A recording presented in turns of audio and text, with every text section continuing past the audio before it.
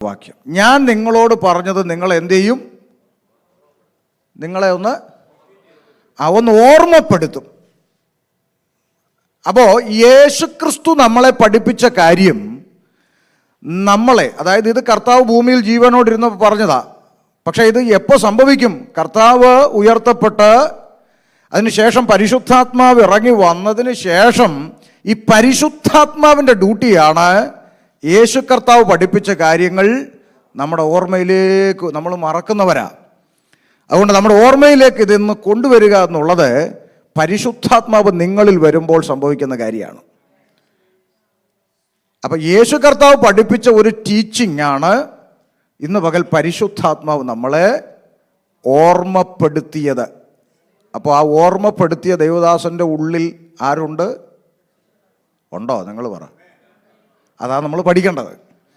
നമ്മൾ പരിശുദ്ധാത്മാവ് ഉണ്ടെന്ന് ചിന്തിക്കുന്നത് എങ്ങനെയാ? പ്രസംഗത്തിൻ്റെ ഇച്ചിരി ശാന്തമായി നിന്ന് പറയുകയാണെങ്കിൽ നമ്മൾ പറയും വലിയ ആത്മാവ്. പക്ഷെ ബൈബിൾ അങ്ങനെയല്ല പറഞ്ഞത്. കർത്താവ് പഠിപ്പിച്ചത് നമ്മളെ ഓർമ്മപ്പെടുത്തുകയാണ്. ഇനി എന്താ ഓർമ്മപ്പെടുത്തിയത്?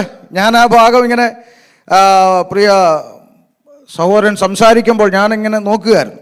എന്താ കർത്താവ് ഓർമ്മപ്പെടുത്തി? ആ ഭാഗം എന്നോട് കർത്താവേ കർത്താവേ എന്ന് വിളിക്കുന്ന ഏവനും അല്ല. ഓക്കെ, അത് നമുക്കറിയാം. പിന്നെ അവന് പറഞ്ഞു, കർത്താവേ നിന്റെ നാമത്തിൽ ഞങ്ങൾ പ്രവചിച്ചു, നിന്റെ നാമത്തിൽ ഭൂതങ്ങളെ പുറത്താക്കി, നിന്റെ നാമത്തിൽ വളരെ വീര്യപ്രവൃത്തികൾ ചെയ്തു. കർത്താവ് പറഞ്ഞു, എനിക്ക് നിങ്ങളെ അറിയത്തില്ലല്ലോ, ആരാ? അല്ലേ? എന്തൊരു വിരോധാഭാസം നോക്കിയേ. ആരുടെ നാമത്തിലാണ് ചെയ്തേ? കള്ളക്രിസ്തുവിൻ്റെ നാമത്തിലല്ലാണോ? എതിർ ക്രിസ്തുവിൻ്റെ നാമത്തിലല്ല, ആണോ? കർത്താവിൻ്റെ നാമത്തിലാണ് ചെയ്തത്. അവർ ക്ലെയിം ചെയ്യുന്നത് അങ്ങനെയാ, നിന്റെ നാമത്തിലാണ് ഞങ്ങളിതെല്ലാം ചെയ്തത്. കർത്താവ് പറഞ്ഞു, ആരാ? മനസ്സിലായില്ലല്ലോ, അറിയത്തില്ലല്ലോ. ആ രംഗം ഒന്ന് ആലോചിച്ച് നോക്കും. ഈ രണ്ട് കാറ്റഗറിയിൽപ്പെട്ടവരെയും കൂടാത്ത ഒരു കാറ്റഗറിയും കൂടെ ഞാൻ നിങ്ങളുടെ മുമ്പിൽ ഒന്ന് നിർത്താൻ എൻ്റെ മനസ്സിൽ വന്നൊരു ചിത്രം പറയുക. ഇവിടെ ഒരു 3 കൂട്ടർ നിപ്പുണ്ടെന്ന് വിചാരിക്കുക. മനസ്സിൽ ഒരു കൂട്ടർ 3-4 പേരവിടെ കൂടി നിപ്പുണ്ട്. അവർ അത്ഭുതം അടയാളം ചെയ്ത ഈ ടീമുകളാണ്. 3-4 പേരവിടെ ഇപ്പോൾ. ആ യോഗത്തിൽ പങ്കെടുത്ത ഒരാൾ ഇപ്പുറത്ത് നിപ്പുണ്ട്. നിങ്ങൾക്ക് മനസ്സിലാക്കാൻ വേണ്ടി പറയുകയാണ്. അത്ഭുതം അടയാളം ചെയ്ത 3-4 പേർ അവിടെ നിപ്പുണ്ട്. ആ യോഗത്തിൽ പങ്കെടുത്ത ഒരാൾ ഇപ്പുറത്ത് നിപ്പുണ്ട്. ഇതൊന്നുമല്ലാത്തൊരു ആൾ മൂന്നാമത് നിപ്പുണ്ട്, യേശു ക്രിസ്തു. അപ്പം തൽക്കാലം കർത്താവിൻ്റെ ദൈവത്തോ അല്ലെ ദൈവമോ അതെല്ലാം അവിടെ നിർത്തട്ടെ. ഞാൻ 3 വ്യക്തികളായിട്ടങ്ങ് പറയാം. ഒരു 2-3 പേർ അവിടെ ഒരു കൂട്ടം നിൽക്കുന്നു, അത്ഭുതം അടയാളവും ചെയ്തവർ. ഇപ്പുറത്തൊരു കൂട്ടർ ആ യോഗത്തിൽ സംബന്ധിച്ച ആൾ, ഇപ്പുറത്ത് ഇതൊന്നുമല്ലാത്ത ഒരു ദൈവദാസൻ നിന്നു. അപ്പം ഈ ദൈവദാസൻ പറയാണ്, ഈ അത്ഭുതവും അടയാളവും വീര്യപ്രവൃത്തിയും ഇതൊക്കെ ചെയ്തത് കൊണ്ടൊന്നും നിങ്ങൾ എങ്ങോട്ട് പോകത്തില്ല, സ്വർഗരാജ്യത്തിൽ പോകത്തില്ലെന്ന് പറഞ്ഞപ്പോൾ ഈ അത്ഭുതം ചെയ്തവരും ഈ പറഞ്ഞ ദൈവദാസനും അല്ലാത്തൊരു കൂട്ടർ ഇരിപ്പുണ്ട്, അല്ലേ? അതാരാ? ആ യോഗത്തെ സംബന്ധിച്ച് പുള്ളി ഇങ്ങോട്ട് വന്നിട്ട് പറയാം, നിങ്ങൾ വിധിക്കരുത്, ഞാൻ എൻ്റെ കണ്ണുകൊണ്ട്. മനസ്സിലാകുന്നോ? ഈ മൂന്നാമത്തെ ആൾ പറയാണ്, ഞാൻ ആ യോഗത്തിൽ ഉണ്ടായിരുന്നു, എൻ്റെ മുമ്പിൽ വെച്ചാണ് അവിടെ മുടന്തൻ. നിങ്ങൾക്ക് പിടികിട്ടിയില്ല ഞാൻ പറഞ്ഞ എന്താന്ന്. Price the Lord. എൻ്റെ കൺമുമ്പിൽ വെച്ച ഇതെല്ലാം നടന്നത്. കർത്താവിൻ്റെ നാമത്തിൽ അവരിതെല്ലാം. പക്ഷേ ആ കർത്താവ് പറയാം, എനിക്ക് നിങ്ങളെ പിടികിട്ടുന്നുണ്ടോ ആഴം? എന്തൊരവസ്ഥയാന്ന് നോക്കി. അപ്പം എന്തുകൊണ്ടാണ് ഇത് പറഞ്ഞ? അത്ഭുതമില്ലെന്നാണോ? അങ്ങനെയല്ല. അത്ഭുതമില്ലെന്നോ അടയാളമില്ലെന്നോ അല്ല. അതിൻ്റെ താഴേക്ക് വായിക്കുമ്പോൾ അവിടുത്തെ പൊതു പ്രശ്നം എന്താണെന്ന് അവിടെ എഴുതി. എന്താണെന്നറിയാമോ? ഈ അത്ഭുതം ചെയ്തവരും അടയാളം ചെയ്തവരും ഒന്നും യേശുവിൻ്റെ നാമത്തിലല്ല ചെയ്തതെന്നല്ല, യേശുവിൻ്റെ നാമത്തിലാണ്. അവിടെ നടന്നത് ഒരു മാജിക് ആയിരുന്നോ? അല്ല, റിയൽ മിറക്കിൾസ് തന്നെയാണ്. പക്ഷെ പ്രശ്നം എന്താന്ന് വെച്ചാൽ അടിസ്ഥാനം പാറയല്ല, അടിസ്ഥാനം മണലായിപ്പോയി. താഴേക്ക് വായിച്ചാൽ നിങ്ങൾക്കറിയാം. തൊട്ട് താഴെ അതിൻ്റെ 24 വേഴ്സ് 24. ആ, അടുത്തത്. ആ ആ അത് വീണില്ല.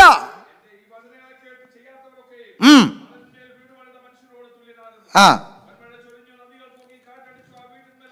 ആ അതിൻ്റെ വീഴ്ച വലുതായിരുന്നു. എൻ്റെ ചോദ്യം നിങ്ങളോട്, ഈ വൻമഴയും കാറ്റും ഇതെല്ലാം രണ്ടിടത്തും അടിച്ചില്ലേ?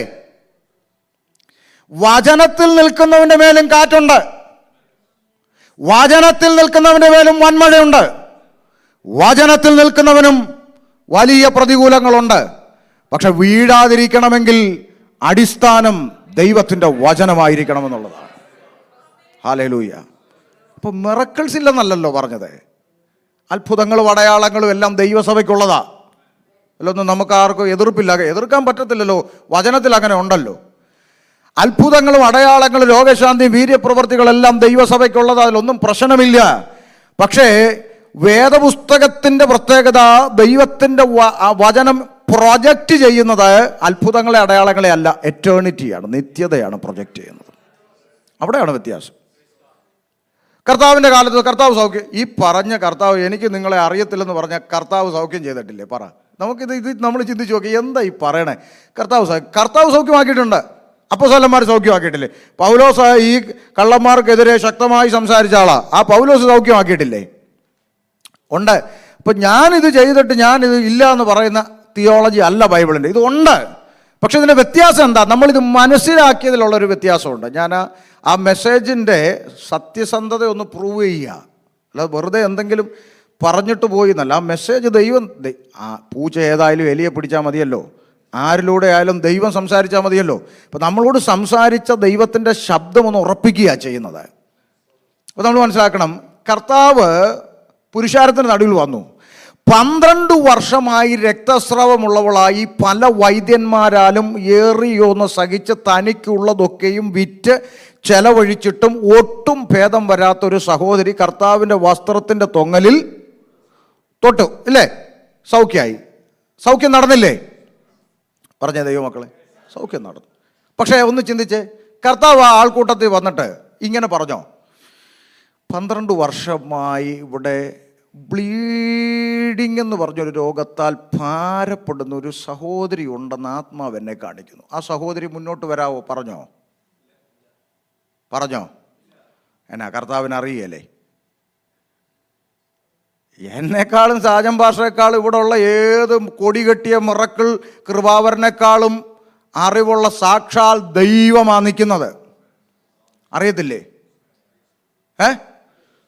അത്രയും പേരുടെ മുമ്പിൽ, ആ വലിയ പുരുഷാരത്തിൻ്റെ മുമ്പിൽ നല്ല ഹീറോ ആവാൻ കിട്ടിയ ഒരു അവസരമല്ലേ? കർത്താവ് വിളിച്ചോ? പറ. അവൾ വന്ന് വസ്ത്രത്തിൽ തൊട്ടു, സൗഖ്യം പ്രാപിച്ചു പോയി.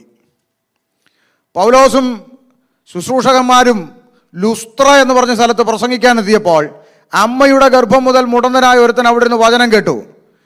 പൗലോസോ കൂടെയുള്ളവരോ വിളിച്ചോ? ദൈവാത്മാവ് എന്നെ കാണിക്കുന്നു, അമ്മയുടെ ഗർഭം മുതൽ മുടന്തനായിട്ടുള്ളൊരു സഹോദരൻ ഇവിടെ എവിടെയോ ചുരുണ്ടുകൂടി ഇരിപ്പുണ്ട്. ഉണ്ടോ ലേലം വിളിച്ചോ? പക്ഷെ സൗഖ്യം നടന്നില്ലേ? നിങ്ങൾക്ക് പിടി കിട്ടുന്നുണ്ടോ? അപ്പൊ ദൈവിക സൗഖ്യം ദൈവം ചെയ്യും. അത് ദൈവം ചെയ്യും. ഓരോ ആഴ്ചയിലും നിങ്ങളിവിടെ ആരാധനയ്ക്ക് വരുമ്പോൾ നമ്മുടെ കണ്ണിന് പ്രത്യക്ഷമായി വിളിച്ചു മുമ്പിൽ വരുത്തിയില്ലെങ്കിലും, നമ്മുടെ കണ്ണിന്റെ മുമ്പിൽ പ്രത്യക്ഷമായി ഒന്നും നടന്നില്ലെങ്കിലും, ദൈവത്തെ ആരാധിച്ചിട്ട് കടന്നു പോകുന്ന ദൈവ കുഞ്ഞുങ്ങളുടെ വിഷയത്തിന്റെ മേൽ ദൈവത്തിന്റെ പ്രവൃത്തി വെളിപ്പെട്ടുകൊണ്ട് തന്നെയായിരിക്കുന്നത്. അത് പ്രത്യക്ഷത്തിൽ പ്രൊജക്റ്റ് ചെയ്യേണ്ട ആവശ്യമില്ല എന്നുള്ളതാണ് ദൈവത്തിന്റെ വചനം നമ്മളെ പഠിപ്പിക്കുന്നത്. ദൈവപ്രവൃത്തി വെളിപ്പെടും. അതുകൊണ്ടാണ് നമ്മൾ ഈ ദൈവത്തെ സേവിക്കുന്നത്. കാരണം ഈ ദൈവം പ്രവർത്തിക്കാൻ കഴിയുന്ന ദൈവമായതുകൊണ്ടാണ്. പ്രവർത്തിക്കാൻ കഴിയുന്ന ദൈവം. അതുകൊണ്ട് ആ ജീവനുള്ള ദൈവം എന്ന് നമ്മൾ പറയും. ജീവനുള്ളതിനല്ലേ കാണാനും കേൾക്കാനും വർത്താനം പറയാനും ഒക്കെ പറ്റുള്ളൂ. അപ്പൊ ഈ തിരിച്ചറിവ് നമുക്കുണ്ടാകണം. അല്ലാതെ ദൈവദാസൻ ഇവിടെ പ്രസംഗിച്ചത് അത്ഭുതമില്ല, അടയാളമില്ല, ഒന്നൊന്നും അല്ല പറഞ്ഞത്. ഇതെല്ലാം അവിടെ കിടക്കട്ടെ. ഇതെല്ലാം ചെയ്തിട്ടും കാഹളനാദത്തിങ്കൽ കൈവിടപ്പെട്ടു പോയാൽ ഒരു പ്രയോജനവുമില്ല എന്നാണ് പരിശുദ്ധാത്മാവ് നമ്മളോട് ഇടപെട്ടുകൊണ്ടിരുന്നത് എന്നുള്ള ഗൗരവമായ വിഷയം. അതാണ് പരിശുദ്ധാത്മാവ് പ്രിയ സഹോദരനിലൂടെ നമ്മളോട് സംസാരിച്ചത്. അതുകൊണ്ടാണ് ഞാൻ പറഞ്ഞത് എനിക്ക് വലിയ സന്തോഷം തോന്നി. കാരണം അത്ഭുത അടയാളമൊക്കെ ഉണ്ട്, അവിടെ കിടക്കട്ടെ, പക്ഷേ നിത്യതയാണ് പ്രധാനം. അതാണ് വളരെ നന്നായി ദൈവം ഉപയോഗിച്ചു. ദൈവം അനുഗ്രഹിക്കട്ടെ.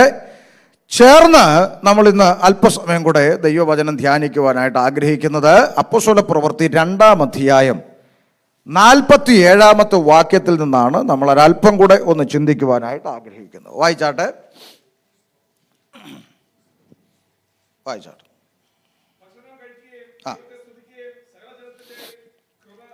അടുത്ത വാക്യം. കർത്താവ് രക്ഷിക്കപ്പെടുന്നവരെ ദിനം പ്രതി സഭയോട് ചേർത്തുകൊണ്ടിരുന്നു. മതി. കർത്താവ് രക്ഷിക്കപ്പെടുന്നവരെ ദിനം പ്രതി സഭയോട് നമുക്കറിയാം, ഇത് ഒരു സുവിശേഷ യോഗമല്ല, ഇത് ഒരു സഭായോഗമാണ്. ദൈവകുഞ്ഞുങ്ങൾ ദൈവത്തെ ആരാധിക്കുന്ന ഇടമാണ്. ഇവിടെ ഏറെക്കുറെ എല്ലാവരും രക്ഷിക്കപ്പെട്ട ദൈവമക്കളാണ്. പുറത്തു നിന്ന് അങ്ങനെ ആ അനുഭവം ഇല്ലാത്തവരാരും ഇവിടെ ഉണ്ടെന്ന് എനിക്ക് തോന്നുന്നുമില്ല. അതുകൊണ്ട് തന്നെ ആമേൻ, കർത്താവ് രക്ഷിക്കപ്പെടുന്നവരെ ദിനം പ്രതി സഭയോട് ചേർത്തുകൊണ്ടിരുന്നു എന്നുള്ളതാണ് വായിക്കുന്നത്. എന്താണ് സഭ? നമുക്ക് സഭയെക്കുറിച്ചുള്ള അറിവ് എന്താണ് നമ്മൾ പഠിക്കേണ്ടതുണ്ട്. എന്താണ് സഭ? നമ്മൾ ചിലർ പറയും അസംബ്ലീസ് ഓഫ് ഗോഡ്, ചിലർ പറയും ചർച്ച് ഓഫ് ഗോഡ്, ചിലർ പറയും India Pentecostal church of God. പിന്നെ വേറൊരു കൂട്ടർ പറയും ഇതെല്ലാം ഓഫാ, ഞങ്ങളത് അങ്ങനല്ല, ഷാരോൺ, അത് ഓണാ, മറ്റേതെല്ലാം ഓഫാ. Assemblies of God, Church of God, India Pentecostal Church of God, Sharon, അത് ഓണാന്നാണ് പറയുന്നത്.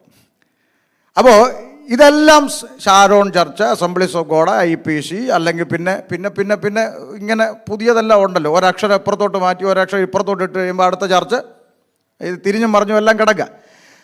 എന്താണ് സഭ എന്ന ചോദ്യത്തിന് നമ്മൾ പറയും IPC, AG, Church of God, Sharon, ഇതൊന്നും സഭയല്ല. പിണങ്ങരുത്, പ്രസംഗം തീർന്നില്ലല്ലോ, അതുകൊണ്ട് പിണങ്ങരുത്. ഇത്രയും പറഞ്ഞ് നിർത്തുകയാണെങ്കിൽ ആ പ്രശ്നം നിർത്തിയില്ല.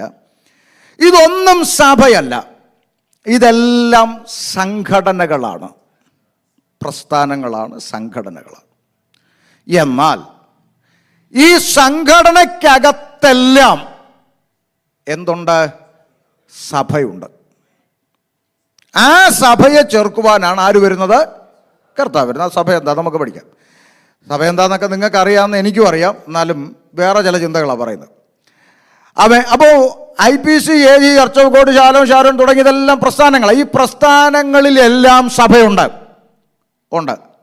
എന്നാൽ ഈ പ്രസ്ഥാനത്തെ ഉൾപ്പെട്ടവരെ കൊണ്ടുപോകാനല്ല യേശു വരുന്നത്. ആണോ? അല്ല, സഭയെ ചേർക്കാൻ. IPCക്കകത്ത് സഭയുണ്ട്. അപ്പോൾ തന്നെ പ്രസ്ഥാനത്തിൻ്റെ അകത്ത് കസേരയ്ക്ക് അടിക്കുന്നവരില്ലേ? ഇല്ലേ? ആരാധന കഴിഞ്ഞ് കർത്തൃമേശം കഴിഞ്ഞ് വിശുദ്ധ ചുംബനവും കൊടുത്തേച്ച് കസേര എടുത്ത് അടിക്കുന്ന കമ്മിറ്റിക്കാരില്ലേ? ഇല്ലേന്ന്? ഉണ്ട്. ഇവരെല്ലാം IPCയിലല്ലേ? ഇവരെല്ലാം AGയിലല്ലേ? ഇവരെല്ലാം ചർച്ച് ഓഫ് ഗോഡിലല്ലേ? ഈ കസേര കൊണ്ട് അടിക്കാൻ നിന്നവനെ കൊണ്ടുപോകാനാണോ കർത്താവ് വരുന്നത്? അല്ല. ഇതിലൊന്നും പെടാതെ സഭയുടെ ആഭ്യന്തര കാര്യങ്ങളിലോ സഭയുടേതായ മറ്റു വിധ കാര്യങ്ങളിലോ ഈ കമ്മിറ്റികളിലോ കസേരകളിലോ ഇതൊന്നിലും പെടാതെ എനിക്ക് എൻ്റെ കർത്താവിനെ ആരാധിക്കണം. ആമേൻ. എനിക്ക് കർത്താവിൻ്റെ വരവിൽ എടുക്കപ്പെടണം. ആമേൻ. വേർപാടോടുകൂടെ ജീവിക്കണം, വിശുദ്ധ ജീവിതം നയിക്കണം, വല്ലവിധേനയും കാഹളനാദത്തിങ്കിൽ എടുക്കപ്പെടണം. അതുകൊണ്ട് കുറുകി ഞരങ്ങി കാത്തിരിക്കുന്ന കുറുപ്രാവിനെ പോലെ ആമേൻ കർത്താവിൻ്റെ വരവിനായി നോക്കി പാർത്തുകൊണ്ട് ജീവിക്കുന്ന ഒരു കൊച്ചു കൂട്ടം ഈ പറയപ്പെട്ട എല്ലാ ഡിനോമിനേഷൻ്റെ അകത്തുമുണ്ട്. അവരെ ചേർക്കുവാനാണ് കർത്താവ് വരുന്നത്. നമ്മൾ ആ കൂട്ടത്തിലാകണമെന്നാണ് പറയുന്നത്. സ്തോത്രം. നമ്മൾ ആ കൂട്ടത്തിൽ, അല്ലാതെ നമ്മൾ ഇവിടെ കമ്മിറ്റിക്കാർ തമ്മിലൊരു പ്രശ്നം ഉണ്ടാക്കി രണ്ടുപേർ അങ്ങോട്ടും ഇങ്ങോട്ടും അടി കൂടി ഉടനെ നമ്മൾ പറയാം ഞാൻ ഇനി ആ ചർച്ചിൽ പോ. അങ്ങനെ പറയുന്ന ആളുകളുണ്ട്. ശരി, പിന്നെ എവിടെ പോകാനാ? അപ്പുറത്തൊരു അവിടെ ഇതിനേക്കാൾ വലിയ അടിയാ. നമ്മളീ പ്രശ്നമില്ലാത്ത ഒരു ചർച്ച തിരക്കി നടക്കുകയാണോ? എന്നാ പിന്നെ ഞാൻ എപ്പോഴേ പോകണം ഇവിടുന്ന്? സത്യമാണ് ഞാൻ പറയുന്നത്. നമ്മൾ നമ്മൾ പലപ്പോഴും ആരെങ്കിലും എന്തെങ്കിലും മൂക്ക് വീർപ്പിച്ച് കാണിച്ചാൽ ഉടനെ നമ്മുടെ പിണക്കം യേശുവിനോടാ, അല്ലേ? ഓ, ഞാൻ ഇനി അങ്ങോട്ട് നമ്മൾ സംഘടനയിൽ വരുന്നതാണെന്ന ബോധ്യം നമുക്കുള്ളത് കൊണ്ടാണ് നമ്മൾ ഒരു സംഘടന പ്രശ്നമുള്ളപ്പോൾ അടുത്ത സംഘടനയിൽ പോകാൻ ശ്രമിക്കുന്നത്. ഞാൻ സഭയിലാണ് വരുന്നത്. എന്താണ് സഭ? ഞാൻ പിന്നാലെ പറയാം. ഞാൻ സഭയാണ്, ഞാൻ രക്ഷിക്കപ്പെട്ടവനാണ്. ഇതൊന്നും എൻ്റെ മാറ്ററല്ല. Praise the Lord. ഹല്ലേലൂയ. ഈ ബോധ്യത്തോടെ വേണം നമ്മൾ ദൈവത്തെ ആരാധിക്കാൻ, ദൈവത്തെ സേവിക്കാൻ, ദൈവത്തെ സ്നേഹിക്കാൻ. അല്ലാതെ ഈ സഭയിലുള്ളവരെല്ലാം ദൂതന്മാരാ, വിശുദ്ധന്മാരാ, പെർഫെക്റ്റാ, ഒരു പ്രശ്നവുമില്ല ചർച്ചിനകത്ത്, അങ്ങനെയൊന്നും നമുക്ക് പറയാൻ പറ്റത്തില്ല. ഒരർത്ഥത്തിൽ പറഞ്ഞാൽ നോഹയുടെ പെട്ടകം ഒന്ന് ചിന്തിച്ച് നോക്ക്. നോഹയുടെ പെട്ടകം, നോഹ അതിൻ്റെ അകത്ത് കിടക്കുക അല്ലേ? അതിൻ്റെ അകത്ത് കടിക്കുന്ന സിംഹമുണ്ട്, പുലിയുണ്ട്, കരടിയുണ്ട്, കടുവയുണ്ട്, പ്രാവുണ്ട്, കാക്കയുണ്ട്, ആട്, മാട്, പശു, പോത്ത്, എരുമ എല്ലാം അതിൻ്റെ അകത്തുണ്ട്. അതിൻ്റെ ഇടയ്ക്ക് നോഹ. ഇതാണ് സഭയുടെ അവസ്ഥ. മനസ്സിലായോ? ഇതിൻ്റെ ഇടയ്ക്ക് കിടക്കുന്ന നോഹ എങ്ങാനും നേരിട്ട് കണ്ടെങ്കിൽ ഒരു അവാർഡ് കൊടുക്കണ്ടേ? എന്തോരോ ഐറ്റങ്ങൾ. അതൊക്കെ വലിയ. ഞാൻ സത്യം പറഞ്ഞ ഈ സഭാ ചാർജ് എടുക്കാതെ പോകുന്നുണ്ട് ഞാനിങ്ങനെ സമാധാനത്തിൽ പോകുന്നത്. ചെറിയ കാര്യമല്ലെന്ന്, എല്ലാത്തിനും വഹിച്ചുകൊണ്ട് പോണ്ടേ, ചെറിയ കാര്യമല്ല. വിസിറ്റിങ്ങിന് നമ്മൾ ശനിയാഴ്ച വിസിറ്റിങ്ങിന് പോകുന്ന പതിവുണ്ട് നാട്ടിൽ. ഞായറാഴ്ച ആരാധന. അപ്പോൾ ശനിയാഴ്ച വിസിറ്റിങ്ങിന് പോയി 4 വീട്ടിൽ ചെന്ന് 5-ാമത്തെ വീട്ടിൽ ചെന്നപ്പോൾ അവിടെ ഒരു ഇച്ചിരി പ്രശ്നമുണ്ട്. അപ്പോൾ അതൊന്ന് പരിഹരിക്കണം. പിറ്റേന്ന് ആരാധനയ്ക്ക് ഇരിക്കണ്ടേ? അപ്പോൾ അവിടെ ഇരുന്ന് ഭാര്യ, മക്കളെ, ഭർത്താവിനും വിളിച്ചിരുത്തി കാര്യം പറഞ്ഞ് വിഷയം വന്നപ്പോൾ 8-9 മണിയായി. അപ്പം ഇനി ആ സമയത്തിന് അടുത്ത വീട്ടിൽ വിസിറ്റിങ്ങിന് ചെന്ന് കയറുന്നത് ശരിയല്ലെന്ന് ഓർത്തിട്ട് ദൈവദാസൻ തിരിച്ച് വീട്ടിൽ വന്നു. പിറ്റേന്ന് ആരാധനയ്ക്ക് വന്നപ്പോൾ ഒരു കുടുംബം മിണ്ടുന്നില്ല. എന്താ, ഇന്നലെ അപ്പുറത്ത് വരെ വന്നിട്ട് ഞങ്ങളുടെ വീട്ടിൽ എന്തോരം മെനകേടാന്ന് നോക്ക്. എന്നാൽ ഇവരോട് പറയാൻ പറ്റുമോ അപ്പുറത്തെ വീട്ടിൽ ഭാര്യയും ഭർത്താവും ആട്ടിച്ചിരി പ്രശ്നം ഉണ്ടായിരുന്നു, അത് പരിഹരിക്കാനാണ് ഞാൻ അവിടെ ഇരുന്ന? ഇവരോട് പറഞ്ഞാൽ പിറ്റേ ദിവസം മനോരമയിലും മാതൃഭൂമിയിലും. മനസ്സിലായോ? ചെറിയ കാര്യമല്ലെന്ന്. നമ്മൾ സഭ എന്ന് ചിന്തിക്കുന്ന സഭ അത് വലിയൊരു കാര്യമാണ്. നമ്മൾ വിചാരിക്കുന്ന പോലെ നമ്മൾ ഞായറാഴ്ച വന്ന് 2 പാട്ട് പാടി പോകുന്നു എന്നതിൻ്റെ അപ്പുറത്ത് ദൈവസഭയ്ക്ക് ഗൗരവമുണ്ട്. അപ്പം നമ്മൾ ഒന്നാമത് ചിന്തിച്ചു വരുന്നത് എന്താ ഈ സഭ. അപ്പം ഇവിടെ പറഞ്ഞു കർത്താവ് രക്ഷിക്കപ്പെടുന്നവരെ ദിനം പ്രതി സഭയോട്. അപ്പം കർത്താവ് സഭയോട് ചേർക്കുക എന്ന് പറയുമ്പോൾ സഭയുടെ ഉടമസ്ഥൻ കർത്താവാ. ഞാൻ എൻ്റെ സഭയെ പണിയും, പാതാള ഗോപുരങ്ങൾ അതിന്. എവിടെങ്കിലും സഭ പൊളിഞ്ഞിട്ടുണ്ട് എന്നുണ്ടെങ്കിൽ നമ്മൾ കർത്താവ് ഞാൻ എൻ്റെ സഭയെ പണിയും, പാതാള ഗോപുരം അതിനെ ജയിക്കത്തില്ലെന്ന് പറഞ്ഞ് നീയാണല്ലോ, എന്നിട്ട് ആ സഭ തകർന്നു. സഭയല്ല തകർന്നത്, സംഘടനയാണ് പൊളിഞ്ഞത്. സംഘടന കർത്താവിന് കഴിവില്ലാത്തിട്ടൊന്നുമല്ല, സംഘടന പൊളിഞ്ഞു. കാരണം അതിൻ്റെ അകത്ത് അടിയും വഴക്കുമായിട്ട് അത് പൊളിഞ്ഞു. അതിൻ്റെ അകത്ത് സഭയില്ല. സഭ പൊളിയത്തില്ല. സഭ രക്തം കൊടുത്ത് വിലയ്ക്ക് വാങ്ങിയതാ. പൊളിയത്തില്ല, പൊളിയാൻ ദൈവം അനുവദിക്കത്തില്ല. പക്ഷെ സഭയായി ആണോ നമ്മൾ നിലനിൽക്കുന്നതെന്ന് പരിശോധിക്കപ്പെടണം. എപ്പോഴെങ്കിലും സഭയുടെ അനുഭവത്തിൽ നിന്ന് മാറി സംഘടനയുടെ അനുഭവത്തിലേക്ക് നാം കയറുന്നെങ്കിൽ പൊളിയുന്നതിൻ്റെ ലക്ഷണം ആരംഭിക്കും. അപ്പൊ സഭ, അപ്പൊ കർത്താവാണ് സഭയിലേക്ക് ആഡ് ചെയ്തുകൊണ്ടിരിക്കുന്ന ആരെ? രക്ഷിക്കപ്പെടുന്നവരെ. ഇപ്പൊ നമ്മുടെ ചർച്ച് അല്ലെങ്കിൽ നമ്മുടെ പള്ളി, അങ്ങനെ പറയാം, നമ്മുടെ പള്ളിക്കകത്ത് അല്ലെങ്കിൽ നമ്മുടെ കെട്ടിടത്തിൻ്റെ അകത്ത് 2 കൂട്ടം ആളുകൾ വരും. ഒന്ന് രക്ഷപ്പെടാൻ വരുന്നവര്, 2 രക്ഷിക്കപ്പെടുന്നവര്. രക്ഷിക്കപ്പെടുന്നവരെ ആര് കൊണ്ടുവരുന്നേ? കർത്താവ് കൊണ്ടുവരും, ദൈവാത്മാവ് കൊണ്ടുവരുന്നത്. രക്ഷിക്കപ്പെടുന്നവരെ ആ സഭയോട് ചേർക്കുന്നത്. രക്ഷപ്പെടാൻ വരുന്നവരുണ്ടല്ലേ. മറ്റേ സുമതി പെന്തക്കോസിൽ പോയി രക്ഷപ്പെട്ടു, രമണിയും പോയി രക്ഷപ്പെട്ടു, നമുക്കും ഒന്ന് പോണം എന്ന് പറഞ്ഞ് വരുന്നവരുണ്ട്. അങ്ങനെ വരുന്നവരുണ്ട്. അവർ പിന്നീട് ദൈവത്തിൻ്റെ പരിശുദ്ധാത്മാവ് അവരിൽ ഇടപെട്ടൊരു പക്ഷേ അവർ രക്ഷിക്കപ്പെടുന്ന അനുഭവത്തിലേക്ക് വരാതെ ഇരിക്കാം. ഗൾഫിൽ നിന്ന് ഒരു സഹോദരി എന്നെ ഫോൺ ചെയ്തു. ഗൾഫിൽ നിന്ന് ഈ അടുത്ത ദിവസങ്ങളിൽ ഫോൺ ചെയ്തിട്ട് പറഞ്ഞു, പാസ്റ്ററെ ഒരു സംശയം ചോദിക്കാനാണ് വിളിച്ചത്. എന്നാ പാസ്റ്റർ, മെസ്സേജുകളൊക്കെ ഇങ്ങനെ ഞാനിപ്പോൾ ഈ അടുത്ത നാളായി നിരന്തരമായി കേട്ടു തുടങ്ങി. അപ്പോൾ എനിക്കൊത്തിരി സന്തോഷം, വചനം ഒത്തിരി പഠിക്കാൻ പറ്റുന്നുണ്ട്, സന്തോഷം.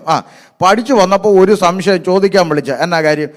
പിന്നെ ഞാൻ ഒന്നുകൂടെ സ്നാനപ്പെടണമെന്ന് തോന്നുന്നു, എനിക്ക് ഒന്നുകൂടെ സ്നാനപ്പെടണമെന്ന് തോന്നുന്നു, തെറ്റുണ്ടോ എന്ന് ചോദിച്ചു. ഞാൻ പറഞ്ഞു, നിങ്ങൾ സ്നാനപ്പെട്ടതാണോ? അതെ. പിന്നെ എന്തിനാ ഇപ്പോൾ ഒന്നുകൂടെ സ്നാനപ്പെടുന്നത്? ഈ സ്നാനം എന്താണെന്നും സ്നാനപ്പെടുന്നത് എന്തിനാണെന്നും എനിക്ക് മനസ്സിലായത് ഇപ്പോഴാണ്. അപ്പോൾ നിങ്ങൾ എന്നാ സ്നാനപ്പെട്ട? മുമ്പ് ഒരു 8-9 വർഷമായി. എന്തിനാ അന്ന് സ്നാനപ്പെട്ടെ? പക്ഷേ അന്ന് നാട്ടിലായിരുന്നു, ഒരു ഗതിയും പരഗതിയും ഇല്ലാതെ ജീവിതം മുരടിച്ചു നിന്ന സമയത്ത് കുവൈറ്റിലേക്ക് ഒരു വിസ ഒരാൾ തരാമെന്ന് പറഞ്ഞു. അതിനുവേണ്ടി പ്രാർത്ഥിച്ചുകൊണ്ടിരുന്നു. അതിനുവേണ്ടി പ്രാർത്ഥിക്കാൻ ഒരു സഭയിൽ ഞാൻ പോയി. അപ്പോൾ അവിടുത്തെ പാസ്റ്റർ പറഞ്ഞു, വിസ കിട്ടണമെങ്കിൽ സ്നാനപ്പെടണം. എനിക്ക് വേറൊന്നും അറിയത്തില്ല. സ്നാനപ്പെട്ടാൽ സകല ബന്ധനങ്ങളും ദൈവം മാറ്റും, നിനക്ക് വിസ തരുമെന്ന് പറഞ്ഞു. അന്നേരം എൻ്റെ മുമ്പ് ഇനി സ്നാനപ്പെടാനല്ല, ഈ കിണറ്റിൽ ചാടാൻ പറഞ്ഞാൽ ഞാൻ ചാടുന്ന സമയം വേറെ നിവൃത്തിയില്ല, അതുകൊണ്ട് ഞാൻ സ്നാനപ്പെട്ടു, വിസയും കിട്ടി.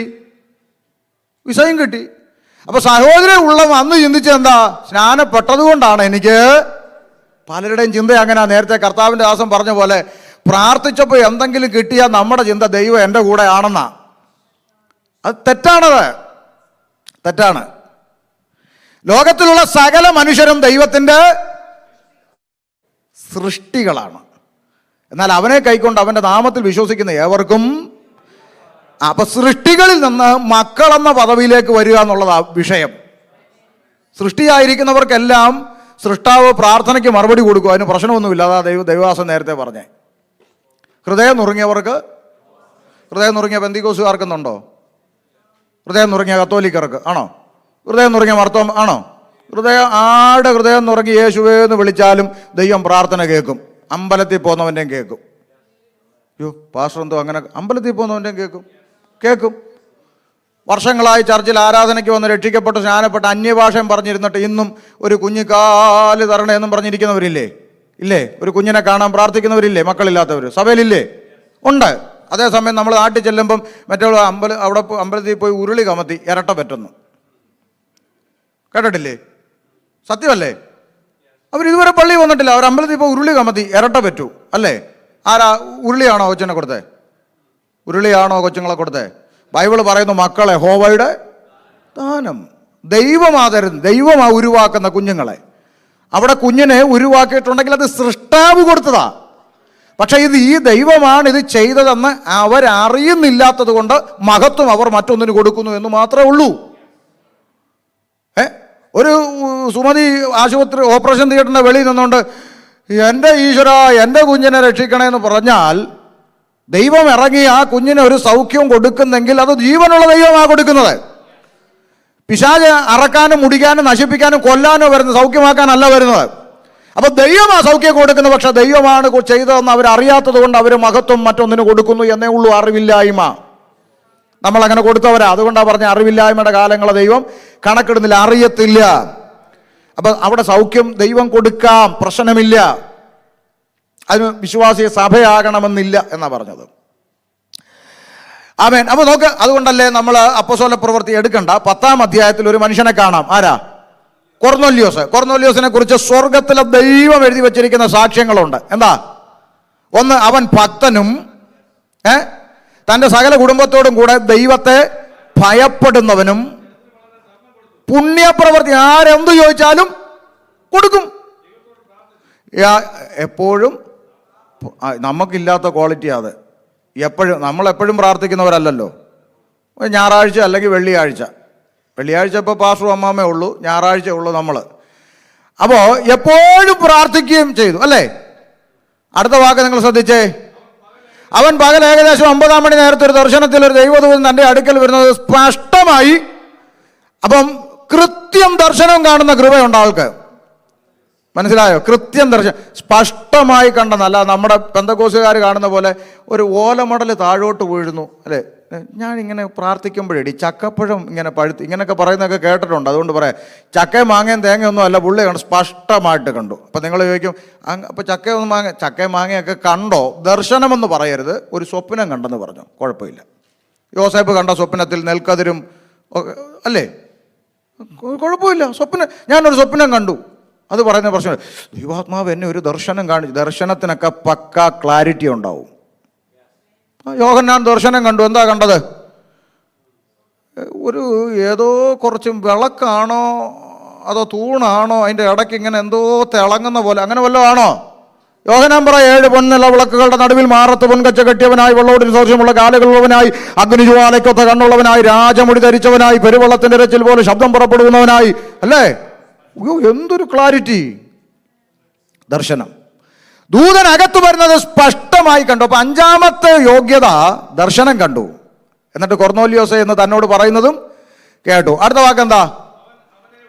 അവൻ ഉറ്റുനോക്കി ഭയപരവശനായി. എന്താ കർത്താവേ എന്ന് ചോദിച്ചു. അവൻ നോക്കേ,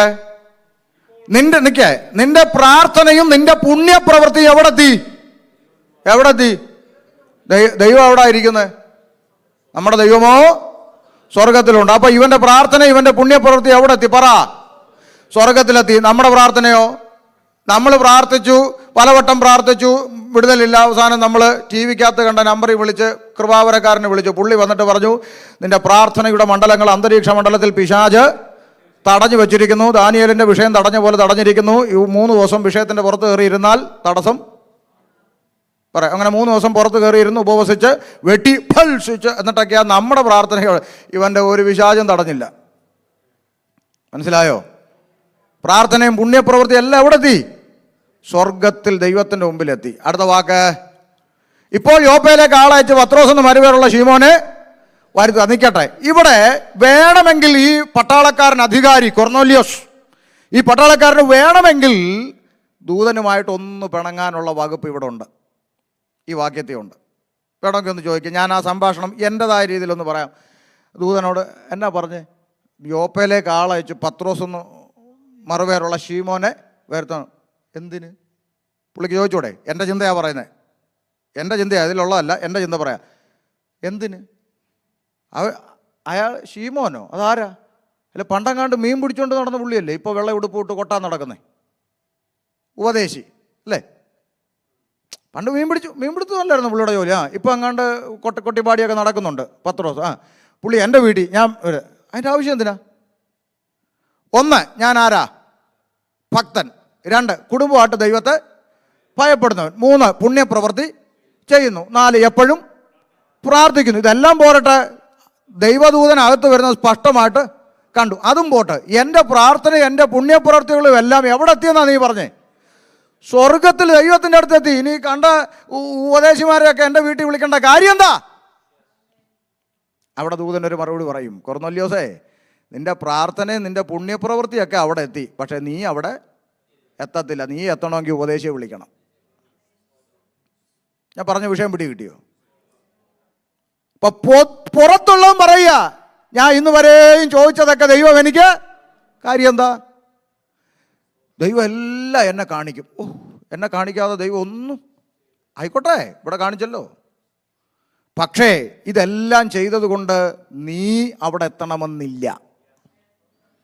നീ എത്തണമെങ്കിൽ വചനം കേൾക്കണം. 44-ാം വാക്യത്തിൽ എന്താ എഴുതിയിരിക്കുന്ന? 44. പത്രോസ് ഈ വാക്കുകളെ പ്രസ്താവിക്കുമ്പോൾ തന്നെ വചനം കേട്ട എല്ലാവരുടെ മേലും എന്തു വന്ന് പറ. അപ്പൊ എൻ്റെ ചോദ്യം നിങ്ങളോട്, നേരത്തെ പറഞ്ഞ 5 യോഗ്യത അവനുണ്ടായപ്പോഴും എന്തില്ല? പരിശുദ്ധാത്മാവില്ല. അപ്പൊ ഈ 5 യോഗ്യത ഉള്ളത് കൊണ്ട് അവനിൽ പരിശുദ്ധാത്മാവ് ഉണ്ടാകണമെന്നില്ല. അതാ നമ്മളെക്കാളും നല്ല പ്രവൃത്തി ചെയ്യുന്ന ആളുകൾ ഈ സമൂഹത്തിലുള്ള ഉണ്ടാകാൻ കാരണം. അതുകൊണ്ട് അവന് ഈ പരിശുദ്ധാത്മാവ് ഉണ്ടാവണമെന്നില്ല. മനസ്സിലായോ?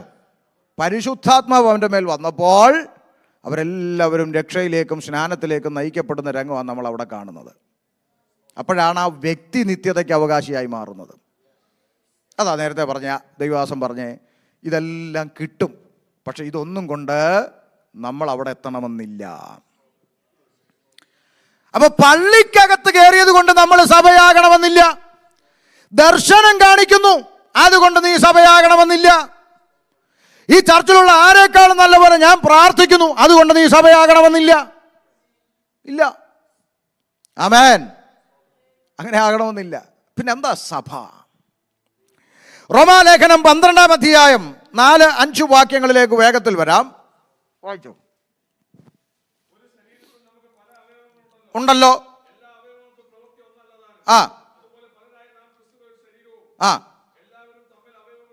സഭയായിട്ട് മാറണമെങ്കിൽ ഒരു കാഴ്ചപ്പാടുണ്ട്. എന്താണ് സഭ എന്നാൽ? യേശു ക്രിസ്തുവിന്റെ ശരീരം. ആമേൻ. നാം അതിൻ്റെ പാർട്ടായിരിക്കുന്ന അവയവങ്ങൾ. അത് ചെറിയ കാര്യമല്ലത്. സ്തോത്രം. എന്താ സഭ? കൊരിന്ത് ലേഖനത്തിൽ പൗലോസ് ലേഖ അല്പം കൂടെ വിശദീകരിച്ചു. 1 കൊരിന്തി 12-ാം അധ്യായം 12 മുതൽ നമുക്കൊന്ന് അല്പം ധ്യാനിക്കാം.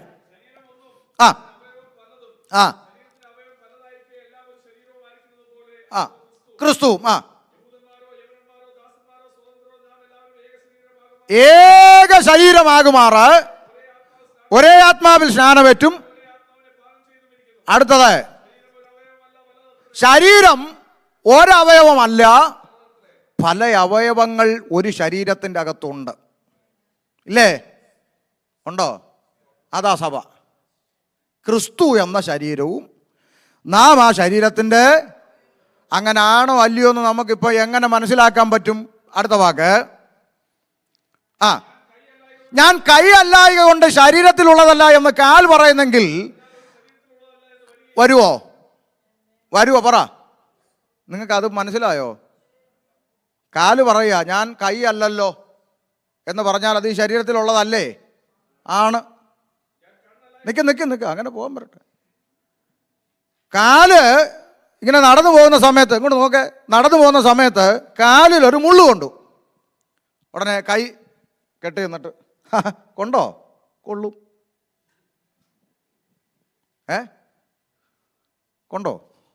കൊണ്ടോ കയറിയോ കുത്തി? കൊള്ളും. പലയിടത്തൂടെ നടന്ന കാലല്ലേ, നടക്കുമ്പോൾ ഓർക്കണമായിരുന്നു കൊള്ളുമെന്ന്. ഇങ്ങനെ പറഞ്ഞുകൊണ്ട് നിൽക്കുവോ കൈ? പറ ദൈവമക്കളെ.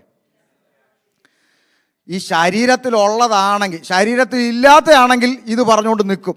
ശരീരത്തിലുള്ളതാണെങ്കിൽ കൊള്ളുന്ന നിമിഷം കൈ പാഞ്ഞു വന്ന് ആ മുള്ളെടുത്ത് കളഞ്ഞ ആ മുറിവിന് വൈദ്യം ചെയ്യും സഭയിൽ ഒരുത്തനൊരു പ്രതികൂലം വന്നാൽ അവൻ ആ ശരീരത്തിൻ്റെ ഭാഗമായിട്ടുള്ളവനാണെങ്കിൽ അവൻ ഓടി അതിന് വൈദ്യം ചെയ്യാൻ ശ്രമിക്കത്തേ ഉള്ളൂ. മാറി നിന്നേച്ച് എന്തോ കാര്യമായ കുഴപ്പം വന്നുകൊണ്ടാണ് അവർക്ക് ഈ രോഗം. നമ്മൾ പറയുന്ന കമൻ്ററിയാ. സഭയിലുള്ളവർക്ക് ഒരു ഇച്ചിരി വലിയൊരു പ്രശ്നം വന്നു, നമ്മൾ പറയും എന്തോ കുരുത്തക്കേട്. ഒപ്പിച്ച് വെറുതെ ഒന്നുമല്ല, അങ്ങനെയൊന്നും വരത്തില്ല. പുള്ളിക്ക് കാര്യമായിട്ട് എന്തോ വീഴ്ച. ഒന്ന് ചിന്തിച്ച് നോക്കേ. അതിനെ വൈദ്യം ചെയ്യുക എന്നുള്ള ഉത്തരവാദിത്വമാണ് എൻ്റെതെന്ന് അവന് മനസ്സിലാകാത്തതിൻ്റെ ഒറ്റ കാരണമേ ഉള്ളൂ. നീ ഇതുവരെ ഈ ശരീരത്തിൻ്റെ അവയവമായിട്ടില്ല. അർത്ഥാൽ നീ രക്ഷിക്കപ്പെട്ടിട്ടില്ല. നീ ശരിയായി സഭയായിട്ടില്ല. Price the Lord. നടക്കാൻ ഉപയോഗിക്കുന്ന അവയവമാണ് കാല്. ആ ഉപയോഗം കൈ കൊണ്ടില്ലാത്തത് കൊണ്ട് കൈ ശരീരത്തിലുള്ളതല്ലേ? അതെ. അതുകൊണ്ടാണ് പറഞ്ഞത് കാല് ചെയ്യുന്നത് കൈക്ക് ചെയ്യാൻ പറ്റത്തില്ല, കൈ ചെയ്യുന്നത് മൂക്ക് ചെയ്യത്തില്ല, മൂക്ക് ചെയ്യുന്നത് കണ്ണ് ചെയ്യത്തില്ല. അതുകൊണ്ട് ഇത് ഒരു ശരീരത്തിലുള്ളതല്ലേ? അതെ. ഒരൊറ്റ ദൈവസഭയ്ക്കകത്ത് അവൻ ചെയ്യുന്ന പോലെ നിനക്ക് ചെയ്യാൻ പറ്റത്തില്ലെങ്കിലും നിനക്ക് തന്നൊരു കൃപ അവനും ചെയ്യാൻ പറ്റത്തില്ല. Price the Lord. അതുകൊണ്ടാണ് കർത്താവ് പറഞ്ഞ് നിങ്ങൾ ഭൂമിയുടെ ഉപ്പാകുന്നു. അല്ലേ? ഉപ്പാകുന്നു. നിങ്ങൾ ഭൂമിയുടെ ഉപ്പാകുന്നു. അല്ലേ? ഉപ്പ. അതിനകത്ത് ഒത്തിരി മർമ്മമുണ്ട്. അതൊരു പ്രസംഗമാണ്, അതിലോട്ട് പോകുന്നില്ല. അതിൽ നിന്ന് ഒരു പോയിന്റ് മാത്രം ഞാൻ എടുക്കാം. ഇപ്പം ഞാൻ കർത്താവിൻ്റെ ദാസൻ്റെ വീട്ടിൽ ചെന്ന് ഒന്നിരിക്കട്ടെ, ഞങ്ങൾ തമ്മിലാകുമ്പം പറയാനുള്ളൊരു സാഹോദര്യ ബന്ധമുണ്ട്, അതുകൊണ്ട് പറയുക. അപ്പം ദൈവദാസൻ പറഞ്ഞു, അമ്മമ്മയോട് പറഞ്ഞു, എടി ഷമീർ പാസ്റ്റർ വരുന്നു, നീ പിന്നെ എടിയെന്നൊന്നും വിളിക്കുകയല്ല, പുള്ളി മോളെ എന്നാണ് വിളിക്കുന്നത്. ഞാനതെപ്പോഴും ശ്രദ്ധിക്കുന്നൊരു കാര്യമാണ്. മോളെ എന്ന്. ചില ആളുകൾ ഇയാൾക്ക് വയസ്സായിട്ട് ഇയാൾ മോളെ അങ്ങനെയൊക്കെ ചിന്തിക്കും. പക്ഷേ അതൊരു സന്തോഷമാണ് കേൾക്കുന്ന നമുക്കും. അല്ലേ? ഭയങ്കര. നിങ്ങൾക്ക് സന്തോഷമില്ലേ? നിങ്ങൾ സന്തോഷിക്കണമെങ്കിൽ നിങ്ങളെ വിളിക്കണ്ടേ കെട്ടിയോൻ? അല്ലേ? എന്നാലല്ലേ നിങ്ങൾക്ക് സന്തോഷം. നമ്മുടെ നാട്ടിലൊക്കെ ആണെങ്കിൽ മോളെ എന്ന് വിളിക്കുന്ന മുമ്പും പിമ്പും വേറെയൊക്കെ ചേർത്തൊക്കെ ആളുകൾ വിളിക്കും. അങ്ങനെയൊന്നും അല്ല, വളരെ സ്നേഹത്തോടാണ് വിളിക്കുക. അപ്പോൾ പറയും, ദൈവവാസിയോട് പറയുക, ഷമീർ പാസ്റ്റർ വന്നു, പിന്നെ നമുക്ക് ഇച്ചിരി ചപ്പാത്തി ഉണ്ടാക്കുക, പെട്ടെന്ന് കൊടുക്കാമെന്നെങ്ങാനും പറഞ്ഞെന്നിരിക്കട്ടെ ഉദാഹരണം. അപ്പം അമ്മാമ്മ ഓടി അടുക്കളയിലോട്ട് കയറി പെട്ടെന്ന് വന്നു, പിന്നെ ചപ്പാത്തിക്ക് ഇച്ചിരി കറി ഉണ്ടാക്കാനായിട്ട് നോക്കി, മുട്ടക്കറി എങ്ങാനും വെക്കാൻ നോക്കി. നോക്കിയിട്ട് പറഞ്ഞു, അയ്യോ ഉപ്പില്ലെന്നു. ഉപ്പ് തീർന്നു പോയി. ഇനിയിപ്പം പാതിരാത്രി അല്ലെങ്കിൽ രാത്രി അസമയത്ത് അയലത്തെ വീട്ടിൽ ചെന്ന് ഉപ്പ് ചോദിക്കുന്ന മോശം. പ്രത്യേകിച്ച് അമേരിക്ക അയലത്തുകാരോട് ഇന്ന് ഉപ്പ് ചോദിക്കുകയല്ലോ. ഇനിയിപ്പോൾ കട അടച്ചോ, ഇനിയിപ്പോൾ നാളെ മേടിക്കാൻ പറ്റും, എന്താ ചെയ്യുക എന്നൊക്കെ വിഷമിച്ചിങ്ങനെ ഇരിക്കുക. ഉടനെ പാസ്റ്റർ പറഞ്ഞു അമ്മാമ്മയോട്, നീ ഉപ്പില്ലാതെ അങ്ങ് ഉണ്ടാക്കുക. ഇപ്പോൾ വേറെ വഴിയില്ലല്ലോ, ഉപ്പില്ലാതെ അങ്ങ് ഉണ്ടാക്കുക. അപ്പോൾ സ്വാഭാവികമായിട്ടും നമ്മുടെ സഹോദരിമാർ പറയും, ഉണ്ടാക്കിയൊക്കെ തരാം, കൊണ്ടങ്ങ് കൊടുത്തോണം, ഞാൻ ആ ഭാഗത്തോട്ട് വരത്തില്ല എന്ന് പറയും, നിങ്ങളുണ്ടാക്കിയെന്നങ്ങ് പറഞ്ഞാൽ മതി എന്നൊക്കെ പറയും. അപ്പോൾ പാസ്റ്ററും ആകെ വിഷമത്തിലായിട്ട് ഇങ്ങനെ അടുക്കളയിലോട്ട് നോക്കിയപ്പോൾ അവിടെ ഇങ്ങനെ നിരന്നിരിക്കുന്നു മുളക് പൊടി, മഞ്ഞപ്പൊടി, മല്ലിപ്പൊടി, അല്ലേ, കടുക്, ഉലുവ, പെരുംജീരകം, വെളുത്തുള്ളി, ചുവന്നുള്ളി തുടങ്ങിയ ഐറ്റങ്ങളെല്ലാം ഇരിക്കുകയാണ്. ഉടനെ പാസ്റ്റർ അങ്ങോട്ട്, നീ മനുഷ്യനെ വെറുതെ പേടിപ്പിക്കാനായിട്ട്, ഇന്ന് ഒരു ദിവസം ഒരു നേരം ഒരാൾക്ക് ഒന്നുകൂടെ പറയാം, ഇന്ന് ഒരു ദിവസം ഒരു നേരം ഒരാൾക്ക് ഇതിലേതെങ്കിലും വിട്ട് നിനക്കൊന്ന് അഡ്ജസ്റ്റ് ചെയ്തൂടെ? അല്ലേ? പറ്റുമോ? പറ. നിങ്ങളൊക്കെ അടുക്കള ജോലി ചെയ്യുന്നവരല്ലേ, പറ്റുമോ? മുളക് പൊടി നല്ല രസമല്ലേ, എന്നാ കളറാ, പറ്റുമോ? മഞ്ഞപ്പൊടി ഇട്ടാലോ ഉപ്പിന് പകരം, എന്നാ ഗ്ലാമർ, അയ്യോ സ്വർണ്ണ കളറ്, പറ്റുമോ? ഉപ്പിന് പകരം. മനസ്സിലായോ? എത്ര ഗ്ലാമർ ഉണ്ടെങ്കിലും എത്ര ചുവന്നും തുടുത്തു ഇരുന്നാലും നിന്നെക്കൊണ്ട് ചെയ്യിക്കേണ്ടത് ദൈവം മറ്റൊരുത്തനെ കൊണ്ട് ചെയ്യിക്കത്തില്ല. നീ മൂലം വിടുവിക്കപ്പെടേണ്ടത് വേറൊരുത്തൻ മൂലം വിടുവിക്കപ്പെടത്തില്ല. നീ പ്രാർത്ഥിക്കേണ്ടടുത്ത് വേറൊരുത്തൻ പോയി പ്രാർത്ഥിച്ചാൽ നടക്കത്തില്ല. പകരം പറഞ്ഞത് ഓരോ അവയവത്തിനും ഓരോ ഉത്തരവാദിത്വമുള്ളതുപോലെ ദൈവസഭയ്ക്കകത്ത്, സഭയാകുന്ന ശരീരത്തിൻ്റെ അകത്ത് നിന്നെ ദൈവം ഒട്ടിച്ചിട്ടുണ്ടെങ്കിൽ, ക്രിസ്തു എന്ന ശരീരത്തോട് ദൈവം നിന്നെ കാട്ടലുവായിരുന്നു നിന്നെ വെട്ടിയെടുത്ത് ശരീരത്തോട് ഒട്ടിച്ചിട്ടുണ്ടെങ്കിൽ നിനക്കൊരു ഉത്തരവാദിത്വമുണ്ട്. ഉണ്ട്, ഒഴിഞ്ഞിരിക്കാൻ പറ്റത്തില്ല. അതവിടെ വായിച്ചത്, താഴോട്ട് വായിച്ച അടുത്ത വാക്ക്. ആ കണ്ണല്ല ഞാൻ ചെവിയാ, എനിക്ക് കാണാനൊന്നും പറ്റത്തില്ല. ചെവി പറയാം, എനിക്കൊന്നും കാണാൻ പറ്റത്തില്ല, ഞാൻ ചെവിയാ, എനിക്ക് ചെവിയുടെ പരിപാടിയേ ഉള്ളൂ എന്ന് പറഞ്ഞാലും നീ ശരീരത്തിലുള്ളതാണെങ്കിൽ ചെവിക്കകത്തൊരു വണ്ട് കയറിയാൽ ചെവിയിൽ നിന്നാണോ കണ്ണുനീര് വരുന്നേ? പറ. നിങ്ങൾക്ക് അതിൻ്റെ ആഴം പിടി കിട്ടുന്നുണ്ടോ? ചെവി പറയുക ഞാൻ കണ്ണല്ല, എനിക്കൊന്നും കാണാൻ പറ്റത്തില്ലെന്ന് പറഞ്ഞ് പുള്ളി ഇങ്ങനെ ഇരിക്കുന്ന സമയത്ത് ചെവിക്കകത്തോട്ടൊരു വണ്ട് കയറിപ്പോയി. ചെവിയിൽ നിന്നാണോ, ഇപ്പുറത്തെ ചെവിയിൽ നിന്നാണോ കണ്ണുനീര് വരുന്നത്? പറ. കണ്ണാ നിറയുന്നത്, കണ്ണീൽ നിന്നാണ് കണ്ണുനീര് വരുന്നത്. ഈ പുള്ളി പറഞ്ഞു ഞാൻ അതുമായിട്ടൊരു ബന്ധവും ഇല്ലെന്ന് പറഞ്ഞു, പക്ഷെ കരയുന്നത് കണ്ണാ. അതാ സഭ, അതാകണം സഭ. ക്രിസ്തു എന്ന ശരീരത്തിൻ്റെ അകത്തെ അവയവങ്ങളായി നിൽക്കുന്ന സഭ. Price the Lord. അടുത്ത വാക്ക്.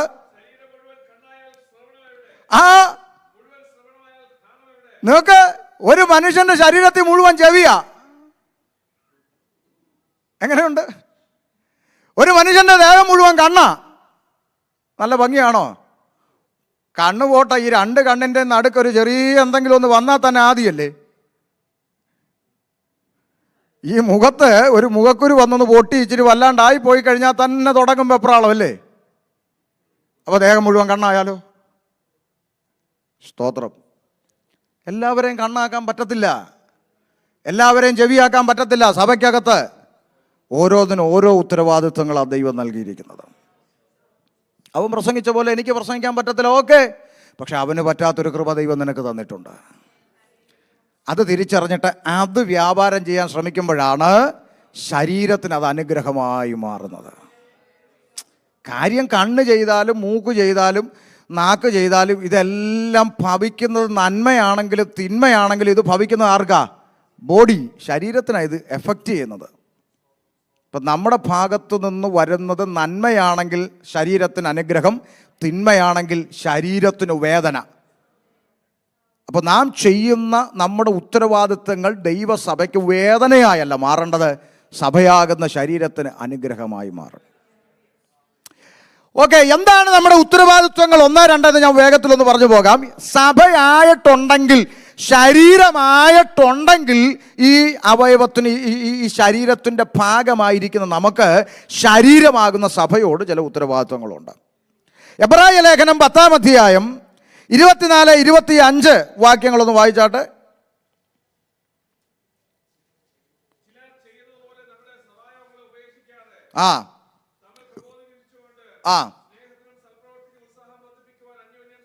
ഇപ്പൊ ചിലര് ചെയ്യുന്ന, എല്ലാവരും പറഞ്ഞില്ലല്ലോ, ചിലര് ചെയ്യുന്ന പോലെ സഭായോഗങ്ങൾ ഉപേക്ഷയായി. സഭ നിൽക്കട്ടെ, സഭായോഗം എന്ത് ചെയ്യരുത്? സ്തോത്രം. നമ്മുടെ ശരീരത്തിൽ നിന്ന് ഒരു കൈ വെട്ടിയെടുത്ത് ഷോക്കേഴ്സിൽ വെച്ച് നമ്മൾ ആരാധനയ്ക്ക് വന്നാൽ എങ്ങനെ ഇരിക്കും? പറ. കൈ മുറിച്ചെടുത്ത് ഷോക്കേഴ്സിൽ വെച്ചു, എന്നിട്ട് നമ്മൾ ചർച്ചയിൽ വന്നിരിക്കുക, എങ്ങനെ ഇരിക്കും? ഈ ശരീരത്തിൽ നിന്ന് ഒരവയവവും മുറിഞ്ഞു മാറിയിരിക്കരുത് എന്നാണ് പറഞ്ഞത്. സഭായോഗത്തിന് വരുമ്പോൾ എല്ലാവരും വരണം, ഒന്നും മാറിയിരിക്കരുത്. കഷ്ടകാലത്തിന് ഗതികേടിനൊരു കൊറോണ വന്ന് പെട്ടതുകൊണ്ട് പലതും ഇന്നും സൂമിൽ നിന്ന് ഇറങ്ങിയിട്ടില്ല, ഓൺലൈനിൽ ഒട്ടിപ്പോയി. പ്രീശലോ, ഓൺലൈനിൽ ഒട്ടിപ്പോയി. ഒരു ശരീരത്തിൻ്റെ അവയവം, കണ്ണ് ഫിലദൽഫിയയിൽ, കാല് ന്യൂയോർക്കിൽ, മുറിച്ച് മാറ്റി വെച്ചിട്ട് ഈ അവയവങ്ങളൊന്നും ഇല്ലാത്ത ഒരു ശരീരം ഇവിടെ നിൽക്കുക. നിങ്ങൾ ചിന്തിച്ചു നോക്ക്, അങ്ങനെ ചിന്തിച്ചു നോക്ക്. ഓക്കെ, ഒരു പ്രത്യേക സാഹചര്യത്തിൽ അങ്ങനെ ഉണ്ടായി, അത് കഴിഞ്ഞു, ദൈവം വിടുവിച്ചില്ലേ? എന്നാലും ഇന്നും എവിടെ ഒട്ടിപ്പോയി? ഓൺലൈനിൽ ഒട്ടിപ്പോയെന്ന്. എന്നാൽ വേദപുസ്തകം പറ അങ്ങനല്ല. സഭായോഗം ഉപേക്ഷയായി വിചാരിക്കരുത്, സഭായോഗം ഉപേക്ഷിക്കരുത്. ഒരു ദൈവവൈതൽ രക്ഷിക്കപ്പെട്ടവനാണെങ്കിൽ ആ രക്ഷിക്കപ്പെട്ട ആ വ്യക്തിയെ സംബന്ധിച്ച് അപ്പോസ്തല പ്രവൃത്തി 2-ാം അധ്യായം 47 നമ്മൾ കുറിവാക്യം വായിച്ചെങ്കിലും അതിൻ്റെ 42-ാം വാക്യം എന്താ വായിച്ചത്? 42. അവർ അപ്പോസ്തലന്മാരുടെ ഉപദേശം കേട്ടു. അടുത്തത്, കൂട്ടായ്മ ആചരിച്ചു. രക്ഷിക്കപ്പെട്ടവന് കൂട്ടായ്മയുണ്ടെന്ന്. സ്തോത്രം. എന്തൊരു കാരണം കൊണ്ടും ഭൗതികമായ എന്തെങ്കിലും നേട്ടം കിട്ടുകൊണ്ടും സഭായോഗം ഉപേക്ഷിക്കരുത്.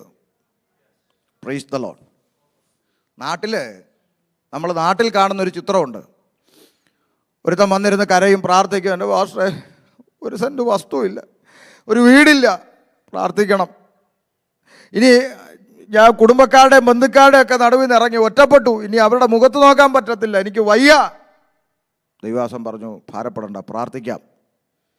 സഭയായി പ്രാർത്ഥിച്ചു. ഈ മനുഷ്യന് വേണ്ടി ദൈവദാസൻ 3, 7, 21 കുത്തിയിരുന്നു, ഉപവസിച്ചു, കരഞ്ഞു, നിലവിളിച്ചു, പ്രാർത്ഥിച്ചു. സഭ ഒന്നടങ്കം നിലവിളിച്ചു. 1 സെൻറ്റ് വസ്തുവില്ലാത്തവന് ദൈവം 1 ഏക്കർ റബ്ബർ കൊടുത്തു. ദൈവത്തിൻ്റെ കരുണ, 1 ഏക്കർ റബ്ബർ കൊടുത്തു.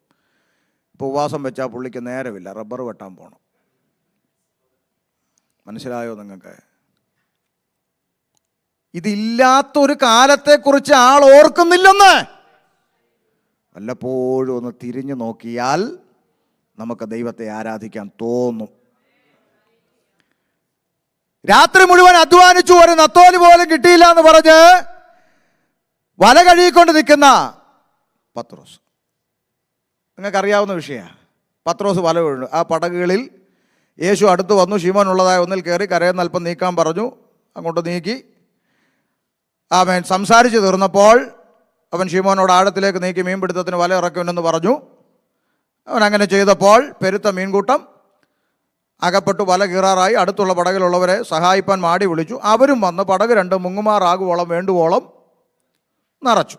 നിങ്ങൾ ചിന്തിച്ചേ, ഒരു നത്തോലി പോലും ഇല്ലാതെ നിന്ന് വല കഴിയുക. ഹൃദയത്തിൻ്റെ അകത്ത് ഭാരം. നാളെ ബ്ലേഡുകാരൻ എന്തോ കൊടുക്കും? ബ്ലേഡുകാരൻ, പലിശക്കാരൻ ആരാ? സക്കായി. ഇവൻ എന്ത് കൊടുക്കും? വീട്ടിലെ കാര്യങ്ങൾ എങ്ങനെ നടക്കും? മക്കളുടെ കാര്യം എങ്ങനെ? ഇതെല്ലാം ചിന്തിച്ച് ഭാരപ്പെട്ടുകൊണ്ട് നിൽക്കുമ്പോഴാണ് കർത്താവ് വരുന്നു, പടക് വിട്ടു കൊടുക്കുന്നു, പ്രസംഗിക്കുന്നു. എല്ലാം കഴിഞ്ഞ് ഒരു നത്തോലി പോലും ഇല്ലാത്തവൻ്റെ പടകിൽ ഇപ്പം നെമ്മീൻചൂര കടന്ന് പടക്കുക. അവിടെ ഒരു വാക്യമുണ്ട്. ശിമോൻ പത്രോസ് ഇത് കണ്ടിട്ട് പറ, യേശുവിൻ്റെ കാൽക്കൽ നമ്മളെ കാണുവാണെ എങ്ങോട്ട് വീഴും? പറ, സത്യസന്ധമായി പറ, കള്ളം പറയാതെ. നമ്മളാണ് എങ്ങോട്ട് വീഴും? നത്തോലി പോലും ഇല്ലാതിരുന്ന സ്ഥാനത്ത് നെമ്മീൻചൂര കടന്ന് അങ്ങോട്ട് പട്ടക്കുക. മറ്റുള്ളവരെല്ലാം ഉണ്ടോ പത്രോസിൻ്റെ വല ചാകര, നമ്മളെങ്ങോട്ട് വീഴും? അങ്ങോട്ട് മീൻ്റെ നെഞ്ചത്തോട്ട് അങ്ങോട്ട് വീണ്ടും ഇങ്ങനെ കിടക്കും. നത്തോലി പോലും ഇല്ലാത്തവൻ്റെ പടകിൽ നെമ്മീൻചൂര പടച്ചപ്പോൾ പത്രോസ് മീൻ്റെ പുറത്തോട്ടല്ല നെഞ്ചും തല്ലി വീണത്, അത് തന്നവൻ്റെ കാൽക്കൽ വീണു. Price the Lord. പുറകോട്ടും തിരിഞ്ഞു നോക്കുമ്പോൾ അവൻ ഈ പട്ടണത്തിൽ എങ്ങനെ വന്നു, ഏത് സാഹചര്യത്തിൽ വന്നു, വന്ന ഇടത്താണോ ഞാൻ ഇന്ന് നിൽക്കുന്നത് എന്ന് ചിന്തിക്കുമ്പോൾ അത് തന്നവൻ്റെ കാൽക്കൽ വീഴേണ്ടതിന് പകരം ലഭിച്ച നന്മയുടെ പുറത്ത് കിടന്ന് പുളയ്ക്കുന്ന ആധുനിക പെന്തക്കോസ്തിൻ്റെ നടുവിൽ നിന്ന് ഇന്ന് രാത്രി അല്ലെങ്കിൽ ഈ പകലിൽ നന്മയുടെ പുറത്ത് കിടന്ന് പുളയ്ക്കാതെ അത് തന്ന കർത്താവിൻ്റെ പാദപീഠത്തിലേക്ക് വീഴുന്ന ഒരു അനുഭവമായിരിക്കണം സഭയ്ക്കുണ്ടാകേണ്ടത്. ഹല്ലേലൂയ. അവിടെ കിടക്കട്ടെ, അതുണ്ടല്ലോ, നന്മ അവിടെ ഉണ്ടല്ലോ, അവിടെ കിടക്കട്ടെ. അത് തന്ന കർത്താവിൻ്റെ കാൽക്കൽ കിടക്കുന്ന അനുഭവം. നമുക്ക് പലതും ലഭിക്കുമ്പോൾ നമ്മൾ കർത്താവിൽ നിന്ന് മാറിപ്പോകുന്ന അനുഭവങ്ങളുണ്ട്. എന്നാൽ ബൈബിൾ പറയാണ് സഭായോഗം ഉപേക്ഷിക്കരുത്. അത് ഗൗരവമുള്ളൊരു വിഷയമാണ്. സഭ ക്രിസ്തുവിൻ്റെ ശരീരം. ശരീരം എവിടെ കൂടുന്നോ അവിടെ അവയവങ്ങളെല്ലാം ഉണ്ടായിരിക്കണം. വൈകല്യമുള്ള ശരീരമാകരുത്, അംഗവൈകല്യമുള്ളതാകരുത്. സഭ കൂടി വരുമ്പോൾ, രക്ഷിക്കപ്പെട്ടവരെല്ലാം കൂടി വരുമ്പോഴാണ് ശരീരം അതിൻ്റെ പൂർത്തീകരണത്തിലേക്ക് വരുന്നത്. ഒരിക്കലും സഭായോഗം ഉപേക്ഷിക്കരുത്. 2, സഭയുടെ അല്ലെങ്കിൽ രക്ഷിക്കപ്പെട്ടവൻ്റെ സഭയോടുള്ള ഉത്തരവാദിത്വത്തിൽ രണ്ടാമത് 1 തെസ്സലോനിക്ക ലേഖനം 5-ാം അധ്യായം 17-ാമത്തെ വാക്യം വായിച്ച്. 1 തെസ്സലോനിക്കർ 5:17. ആ ആ ഇതാണ് സഭയെ നിങ്ങളെക്കുറിച്ച് ദൈവത്തിനൊരു ഇഷ്ടമുണ്ട്. നിങ്ങൾ ഇടവിടാതെ എന്ത് ചെയ്യണം? പ്രാർത്ഥിക്കണം. പ്രാർത്ഥിക്കണം. സഭയ്ക്കൊരു ഉത്തരവാദിത്വമുണ്ട്. ദൈവസഭ എന്ന് പറയുന്ന ക്രിസ്തുവിൻ്റെ ശരീരം, ആ ശരീരത്തിൻ്റെ അവയവമായിരിക്കുന്ന എനിക്ക് ഈ ദൈവസഭയെക്കുറിച്ചൊരു ഉത്തരവാദിത്വമുണ്ട്. സഭയ്ക്കായി പ്രാർത്ഥിക്കുവാനുള്ള ഉത്തരവാദിത്വം. നമ്മളൊന്ന് ആത്മാർത്ഥമായിട്ട് മനസ്സിൽ നമ്മളൊന്ന് ചിന്തിച്ച് നോക്കിയേ. നമ്മൾ സഭയാം കുടുംബത്തിന് വേണ്ടി നമ്മൾ എത്ര പ്രാർത്ഥിക്കാറുണ്ട്? Praise the Lord. പൗലോസ് പറഞ്ഞൊരു വാചകമുണ്ട്, കൊലോസ്യ ലേഖനം 4-ാം അധ്യായം 2, 3, 4 വായിച്ച്. ആ ആ ആ ആ ആ അപ്പൊ സഭ പ്രാർത്ഥിക്കുക. എന്താ? കർത്താവേ, ഞങ്ങൾ സഭയായി കൂടി വരുമ്പോൾ ക്രിസ്തുവിൻ്റെ വചനം വേണ്ടും പോലെ ഞങ്ങളോട് സംസാരിക്കേണ്ടതിന് ശുശ്രൂഷിപ്പാൻ ദൈവദാസനെ ദൈവം ബലപ്പെടുത്തണം. ഞായറാഴ്ച ആരാധനയ്ക്ക് പോകുന്നതിന് മുമ്പ് ഞാൻ ആലയത്തിൽ ചെല്ലുമ്പോൾ ദൈവം എന്നോട് സംസാരിക്കേണ്ടതിന് ശുശ്രൂഷിക്കുന്ന ദൈവദാസനെ ബലപ്പെടുത്തേണ്ടതിന് സഭ പ്രാർത്ഥിക്കണം. സഭ അങ്ങനെ പ്രാർത്ഥിച്ചാൽ മാത്രമേ സഭയോട് പരിശുദ്ധാത്മാവ് സംസാരിക്കുന്ന ദൂത് വെളിപ്പെടത്തുള്ളൂ. അല്ലാത്തപ്പോഴാണ് നമുക്ക് ബുദ്ധിമുട്ടുകൾ ഉണ്ടാകുന്നത്. അല്ലാത്തപ്പോഴാണ് നമ്മൾ ഇന്ന് സംസാരിച്ചത് അത്ര ശരിയായില്ലെന്ന് നമുക്ക് തോന്നുന്നത്. നമ്മൾ പ്രാർത്ഥിച്ചിട്ട് ആ പ്രാർത്ഥന ദൈവം കേട്ടിട്ട്, ദൈവം പ്രസംഗിക്കുന്നവനോട് ഇടപെട്ടിട്ട്, ദൈവം നമ്മളോട് സംസാരിച്ചാൽ മാത്രമേ അത് നമുക്ക് ആശ്വാസവും അനുഗ്രഹവുമായി പുറത്തു പോകാൻ സാധിക്കുകയുള്ളൂ. സ്തോത്രം. അപ്പം നമ്മൾ ആരാധനയ്ക്ക് രാവിലെ ഇങ്ങോട്ട് എഴുന്നേറ്റ് ഒരുങ്ങി കുളിച്ച് റെഡിയായി വസ്ത്രവും ധരിച്ച് ബൈബിളും എടുത്ത് വണ്ടിയോട്ട് വെച്ച വേഗം കയറി സമയമായി ഇങ്ങോട്ട് വാന്ന് പറഞ്ഞ് ഓടി വലിച്ചു വാരി ഓടി വന്ന് അങ്ങോട്ട് പോയി 2 പാട്ടും പാടി പിന്നെ പ്രാർത്ഥിച്ചു കഴിഞ്ഞ് ഇറങ്ങിപ്പോകുന്ന ഉത്തരവാദിത്വത്തിൽ തീരുന്നില്ല. അടുത്ത ഒരാഴ്ച, അടുത്തൊരു കൂട്ടായ്മ കൂടി വരുമ്പോൾ ദൈവം എന്നോട് വ്യക്തമായി വ്യക്തിപരമായി സംസാരിക്കേണ്ടതിന്, ഇടപെടേണ്ടതിന് ദൈവം തൻ്റെ ദാസനോട് ഇടപെടണം, സംസാരിക്കണം, ബലപ്പെടുത്തണമെന്ന് പ്രാർത്ഥിച്ചുകൊണ്ട് വരുന്ന അനുഭവമാണ് ദൈവസഭ. പൗലോസ് പറഞ്ഞു, പൗലോസിന് കൃപയില്ലാഞ്ഞിട്ടൊന്നും അല്ലല്ലോ പറഞ്ഞത്. വേണ്ടും വണ്ണം സംസാരിക്കുവാൻ എനിക്ക് വേണ്ടി നിങ്ങൾ പ്രാർത്ഥിക്കണം. സഭയുടെ വലിയൊരു ദൗത്യമാണ്. പ്രാർത്ഥനയില്ലാതെ ഒരു സഭയും നിലനിൽക്കത്തില്ല ദൈവമക്കളെ. Price the Lord. ഇന്നിപ്പോൾ ഈ എന്താ പറയുക, ഇന്നിപ്പോൾ ഈ പ്രാർത്ഥിക്കുന്നതൊക്കെ ഒരു ചടങ്ങാണ്. എനിക്ക് ഈ ചിലതൊക്കെ അങ്ങ് കാണുമ്പോൾ ദേഷ്യവും വരും, ആത്മീയ രോഷവും വരും, സങ്കടവും വരും. പ്രാർത്ഥന എന്ന് പറഞ്ഞാൽ എന്താണെന്ന് പോലും പലർക്കും ഇപ്പോഴും, രക്ഷിക്കപ്പെട്ട് സ്നാനപ്പെട്ട് വർഷങ്ങളായിട്ട് പ്രാർത്ഥന എന്താണെന്ന് അറിയത്തില്ല. ഒറ്റ വാക്കി പറഞ്ഞാൽ അപ്പനോട് മക്കൾ ചോദിക്കുന്ന അവകാശമാണ് എന്ത് കാൺമീൻ നാം. സ്വർഗത്തിലെ ദൈവത്തെ അബ്ബാ പിതാവേ എന്ന് വിളിക്കാനുള്ള പുത്രത്വത്തിൻ്റെ ആത്മാവിനെ നമുക്ക് തന്നു. അപ്പനോട് മക്കൾ ഫോർമാലിറ്റി ഇടേണ്ട കാര്യമുണ്ടോ? പറ. മാത്യുച്ചാൻ്റെ മക്കള് അപ്പനും മക്കളും തമ്മിലുള്ള ബന്ധമാണ്. അപ്പം ഈ മോന്, കോളേജിൽ പഠിക്കുന്ന മോന് നാളെ ഒരു $100 കോളേജിൽ കൊണ്ട് കൊടുക്കണമെന്ന് അവർ ഡയറിക്കകത്ത് എഴുതി വിട്ടാൽ ഈ അപ്പനോട് മകൻ ഇത് അവതരിപ്പിക്കുന്നത് എങ്ങനെയായിരിക്കും? പറ. ഓരോ ബന്ധം, അപ്പനും മക്കളും തമ്മിലുള്ള ബന്ധത്തിൻ്റെ ആഴമനുസരിച്ചല്ലേ അവതരിപ്പിക്കുന്നതാണോ? ചില പിള്ളേർ നേരെ ഓടി വന്ന് മടിയെ കയറി ഇരുന്നേച്ചാ പറയുന്നത്, പപ്പായെ അല്ലേ? ചിലരിങ്ങനെ ഗൗരവത്തിൽ വന്നിട്ട് പറയും, പപ്പ എനിക്കൊരു കാര്യം. ഓരോരുത്തരെയും ബന്ധത്തിൻ്റെ ആഴമല്ലേ. അതോ ഇങ്ങനെ പറയൂ, പ്രിയപ്പെട്ട പപ്പായെ, ഇന്ന് പകൽക്കാലം പപ്പായോട് ഞാൻ അറിയിക്കുന്നത്, കഴിഞ്ഞ പകൽക്കാലം കോളേജ് വിട്ട് വന്നപ്പോൾ ടീച്ചറിൻ്റെ ഡയറിയിൽ എഴുതി വിട്ടിരിക്കുന്നു, ഇന്ന് പകൽക്കാലം $100 കൊണ്ട് ചെല്ലണമെന്ന്. ആകയാൽ ഇന്ന് പകൽക്കാലം $100 തരണമെന്ന് പപ്പായോട് ഞാൻ മമ്മി മുഖാന്തരം അപേക്ഷിക്കുന്നു. എനിക്കിതൊന്നും മനസ്സിലായിട്ടില്ല ഇതുവരെ. പ്രൈസലോ. ഒത്തിരി ഒന്നും പറയുന്നതിലല്ല. പപ്പ എനിക്ക് ആരാ ഉള്ളേ ഒന്ന് ചിന്തിച്ചേ. ഞാൻ വേറെ ആരെടുത്ത് പോയി ചോദിക്കാനാ? ഞാൻ വേറെ ആരെടുത്ത് പോയി ചോദിക്കാനാ? എനിക്ക് ഇങ്ങോട്ട് തരണം. അവകാശത്തിൻ്റെ ആഴം അന്നേരം വെളിപ്പെടുന്നേ. പ്രൈസലോ. ചിലത് അപ്പം തരൂല. 16 വയസ്സുള്ള മോൻ നിന്നുകൊണ്ട് മധുജാനോട് ഒറ്റക്കാലം നിൽക്കുക, എനിക്ക് കാറ് മേടിച്ച് തരണം. കാറ് മേടിച്ച്, ഇവിടെ എല്ലാവർക്കും കാറുണ്ട്, എനിക്ക് കാറ് മേടിച്ച് തരണം. ചിലപ്പോൾ 9 കാറ് മേടിച്ച് കൊടുക്കാനുള്ള ആസ്തി ചിലപ്പോൾ അപ്പൻ ഉണ്ടായിരിക്കുമെന്ന് ഇരിക്കട്ടെ. കൊടുക്കുവോ? പറ നിങ്ങൾ. കൊടുക്കും. ഇങ്ങനാണോ അപ്പൻ? ഒരു കാറ് ചോദിച്ചേച്ച് അക്കൗണ്ടിൽ പൈസയും കൂട്ടിയിട്ട് ഉള്ളി നടക്കുക. ഒരു മോൻ ഒരു കാറ് കൊടുക്കാത്തത് സ്നേഹക്കുറവുകൊണ്ടാണോ? പറ. കാറ് കൊടുക്കും. പക്ഷേ അപ്പനൊരു ബോധ്യമുണ്ട്, അവൻ ഇപ്പോൾ ഇത് ആവശ്യമില്ല. അവൻ ആവശ്യമുള്ളൊരു സമയം വരുമ്പോൾ അവൻ ചോദിച്ചില്ലേലും അപ്പം കൊടുക്കും. പ്രാർത്ഥനയുടെ റിസൾട്ട് അങ്ങനെ. നമ്മൾ ചോദിക്കുന്ന എല്ലാത്തിനും ഒപ്പിട്ട് സാങ്ഷനാക്കി തരാനിരിക്കുന്ന പുള്ളിയല്ല ദൈവം. നമുക്ക് എന്താവശ്യമുണ്ട് എന്താവശ്യമില്ലെന്ന് അറിയുന്ന സ്വർഗത്തിലെ പിതാവ് നമ്മുടെ ആവശ്യം ന്യായമാണോ എന്ന് പരിശോധിച്ചിട്ട് അത് നമുക്കിപ്പം ആവശ്യമാണെന്ന് ദൈവത്തിന് തോന്നിയാൽ ദൈവം അത് തരും. സ്തോത്രം. ഞാൻ ശുശ്രൂഷയ്ക്ക് ഇറങ്ങിയ ആദ്യകാലം ഒരു 2 വീലർ ഉണ്ടായിരുന്നു.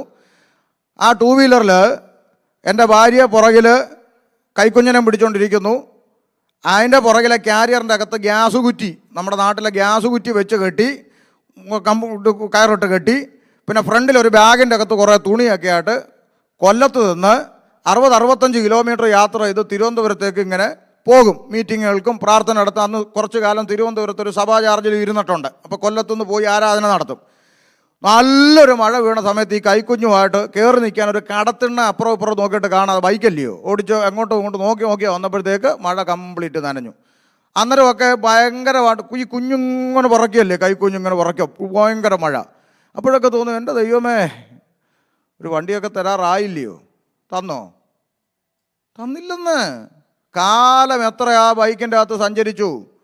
അതുകൊണ്ട് ദൈവത്തിന് എന്നോട് സ്നേഹമില്ലാഞ്ഞിട്ടാണോ? അല്ലെന്ന്.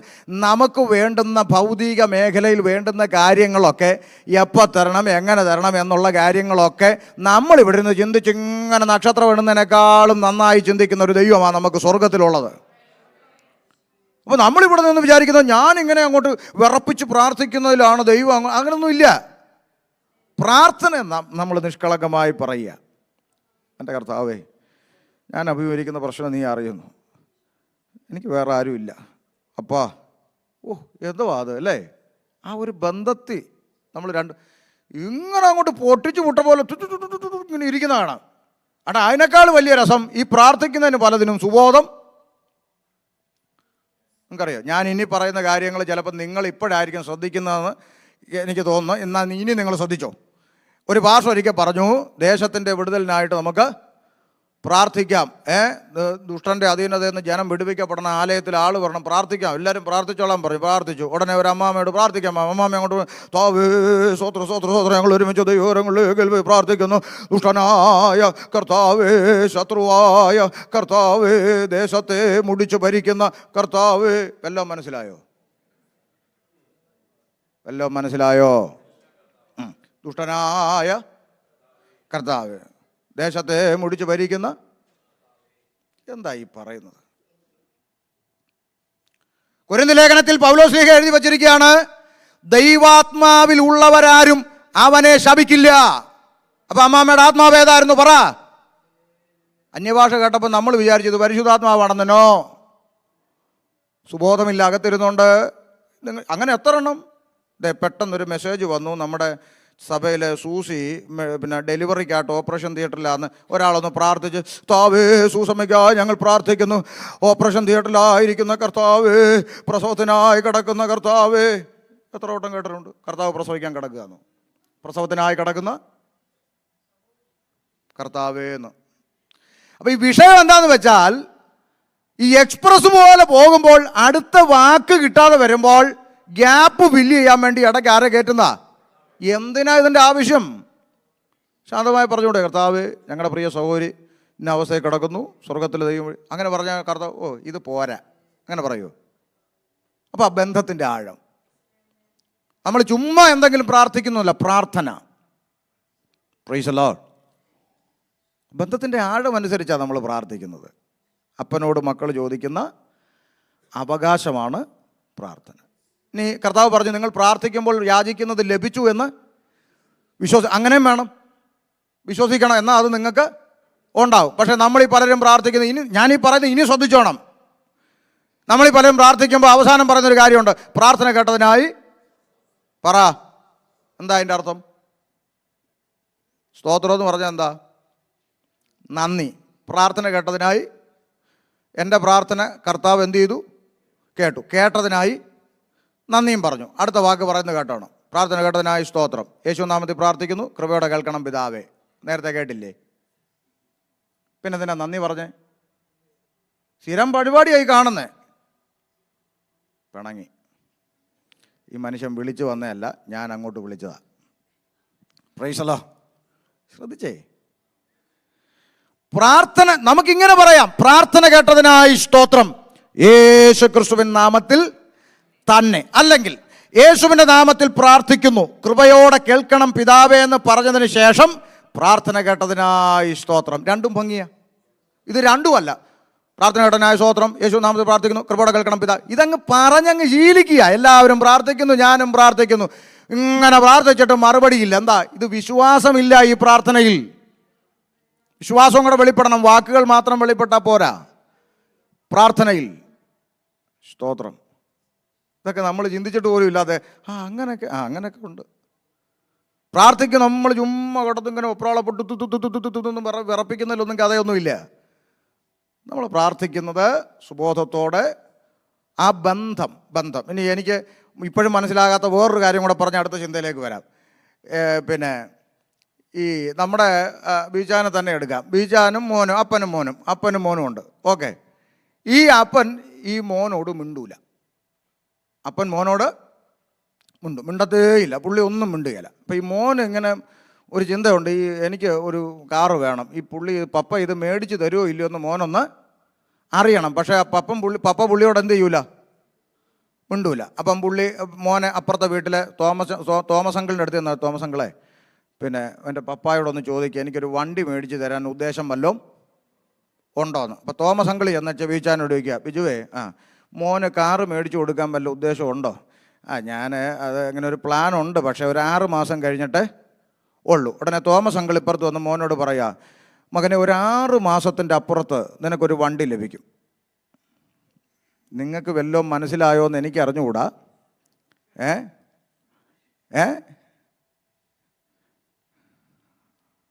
പുത്രത്വത്തിൻ്റെ ആത്മാവിനെ അവൻ നമുക്ക് തന്നു. ദൈവത്തെ പിതാവെന്ന് വിളിക്കാനും ഏതു സമയത്തും ധൈര്യത്തോടെ കൃപാസനത്തെങ്കിൽ അടുത്തു വരുവാനുള്ള അധികാരവും തന്നു. പക്ഷേ നമ്മുടെ പ്രാർത്ഥനാ മുറിയിൽ ഈ അപ്പൻ നമ്മളോട് മിണ്ടൂല. നമുക്ക് 6 മാസം കഴിയുമ്പോൾ എന്ത് നന്മ കിട്ടുമെന്ന് നമ്മൾ TV കാണുന്നവനോട് വിളിച്ച് ചോദിക്കണം. കാര്യം നമ്മുടെ ദൈവം നമ്മളോട് ഈ ഗതികേടല്ലേ ഇവിടെ നടക്കുന്നത്. നമ്മളോട് മിണ്ടൂല. എങ്ങോ കിടക്കുന്നവൻ പറയണം, കുഴപ്പമില്ല, ഒരു 6 മാസത്തിൻ്റെ അപ്പുറത്തൊരു വിടുതൽ. അത് കഴിഞ്ഞ് പിന്നെ ഈ ദൈവം മിണ്ടുവോ? അത് കഴിഞ്ഞ് മിണ്ടുവോ നിന്നോട്? അപ്പോൾ വീണ്ടും നിനക്ക് അടുത്ത വിഷയം വരുമ്പോൾ നീ വീണ്ടും എന്ത് ചെയ്യണം? നിന്നോട് മിണ്ടാത്ത അപ്പൻ. അതെന്താ അപ്പനാ? എൻ്റെ ദൈവം എന്നോട് സംസാരിക്കും, എൻ്റെ ദൈവം എന്നോട് ഇടപെടും.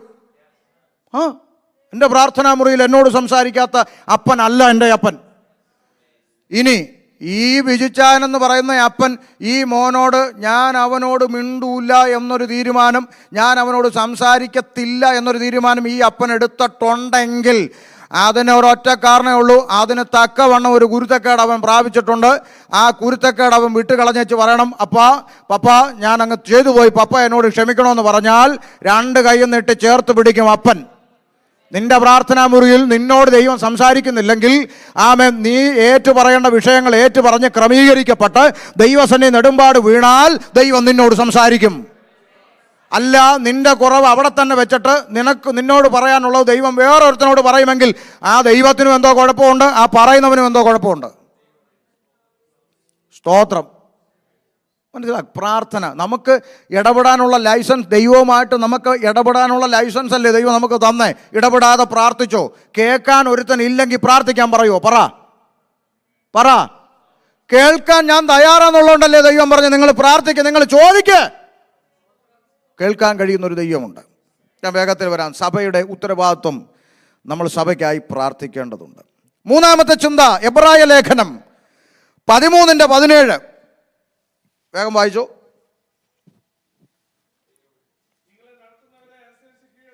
ഇച്ചിരി ബുദ്ധിമുട്ടാ, നിൽക്കട്ടെ, ഒന്ന് വായിച്ച എല്ലാവരും ഇത്. ദൈവസഭയോട് പറയുക, നിങ്ങളെ നടത്തുന്നവരെ അനുസരിച്ച് എന്ത് ചെയ്യണം? ദൈവസഭ ശുശ്രൂഷകന് കീഴടങ്ങിയിരിക്കണം. നടക്കുന്ന കാര്യമാണോ ഈ പറയുന്നത്? സ്തോത്രം. ദൈവസഭ ശുശ്രൂഷകന് കീഴടങ്ങിയിരിക്കണം. എന്തുകൊണ്ടാ? അവര് ആകയാൽ നിങ്ങളുടെ അടുത്തത് അവർ നിങ്ങളുടെ ആത്മാവ് നിത്യതയിലെത്തിയില്ലെങ്കിൽ, അതിൻ്റെ ഉത്തരവാദിത്വം പറയേണ്ടത് സഭയുടെ ശുശ്രൂഷകനാണ്. കണക്ക് കൊടുക്കണം.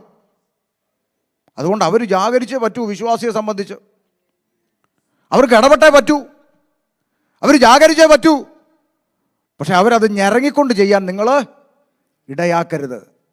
സന്തോഷത്തോടെ ചെയ്യാൻ ഇടയാക്കണം. സഭ ശുശ്രൂഷകന് അതിനൊക്കെ ഞാൻ പറയും, അതിനൊക്കെ നല്ല ഉദാഹരണം TPMകാരെ ആ വിഷയത്തിൽ ഒരു കോക്കാമ്പീച്ച നടക്കുകയല്ല. ഡോക്ടറാട്ടെ, എഞ്ചിനീയർ ആട്ടെ, ജഡ്ജി ആട്ടെ, വക്കീലാട്ടെ, അവിടെ ചെന്ന് കഴിഞ്ഞാൽ ഐ ആം ഡോക്ടറാണെ വല്ല ക്ലിനിക്കിലും പോയിട്ടോ, മര്യാദയ്ക്ക് അവിടെ ഇരിക്കാൻ പറയും. മനസ്സിലായോ? അത് നിങ്ങൾക്ക് ഇച്ചിരി ബുദ്ധിമുട്ടുള്ള കാര്യമാണെന്ന് എനിക്കറിയാം. സഭ ശുശ്രൂഷകന് കീഴടങ്ങിയിരിക്കണം. തിമോത്തിയോസിന്റെ ലേഖനത്തിൽ 1 തിമോത്തിയോസ് 5:17 എന്താ പറഞ്ഞത്? 5:17 നന്നായി ഭരിക്കുന്ന മൂപ്പന്മാരെ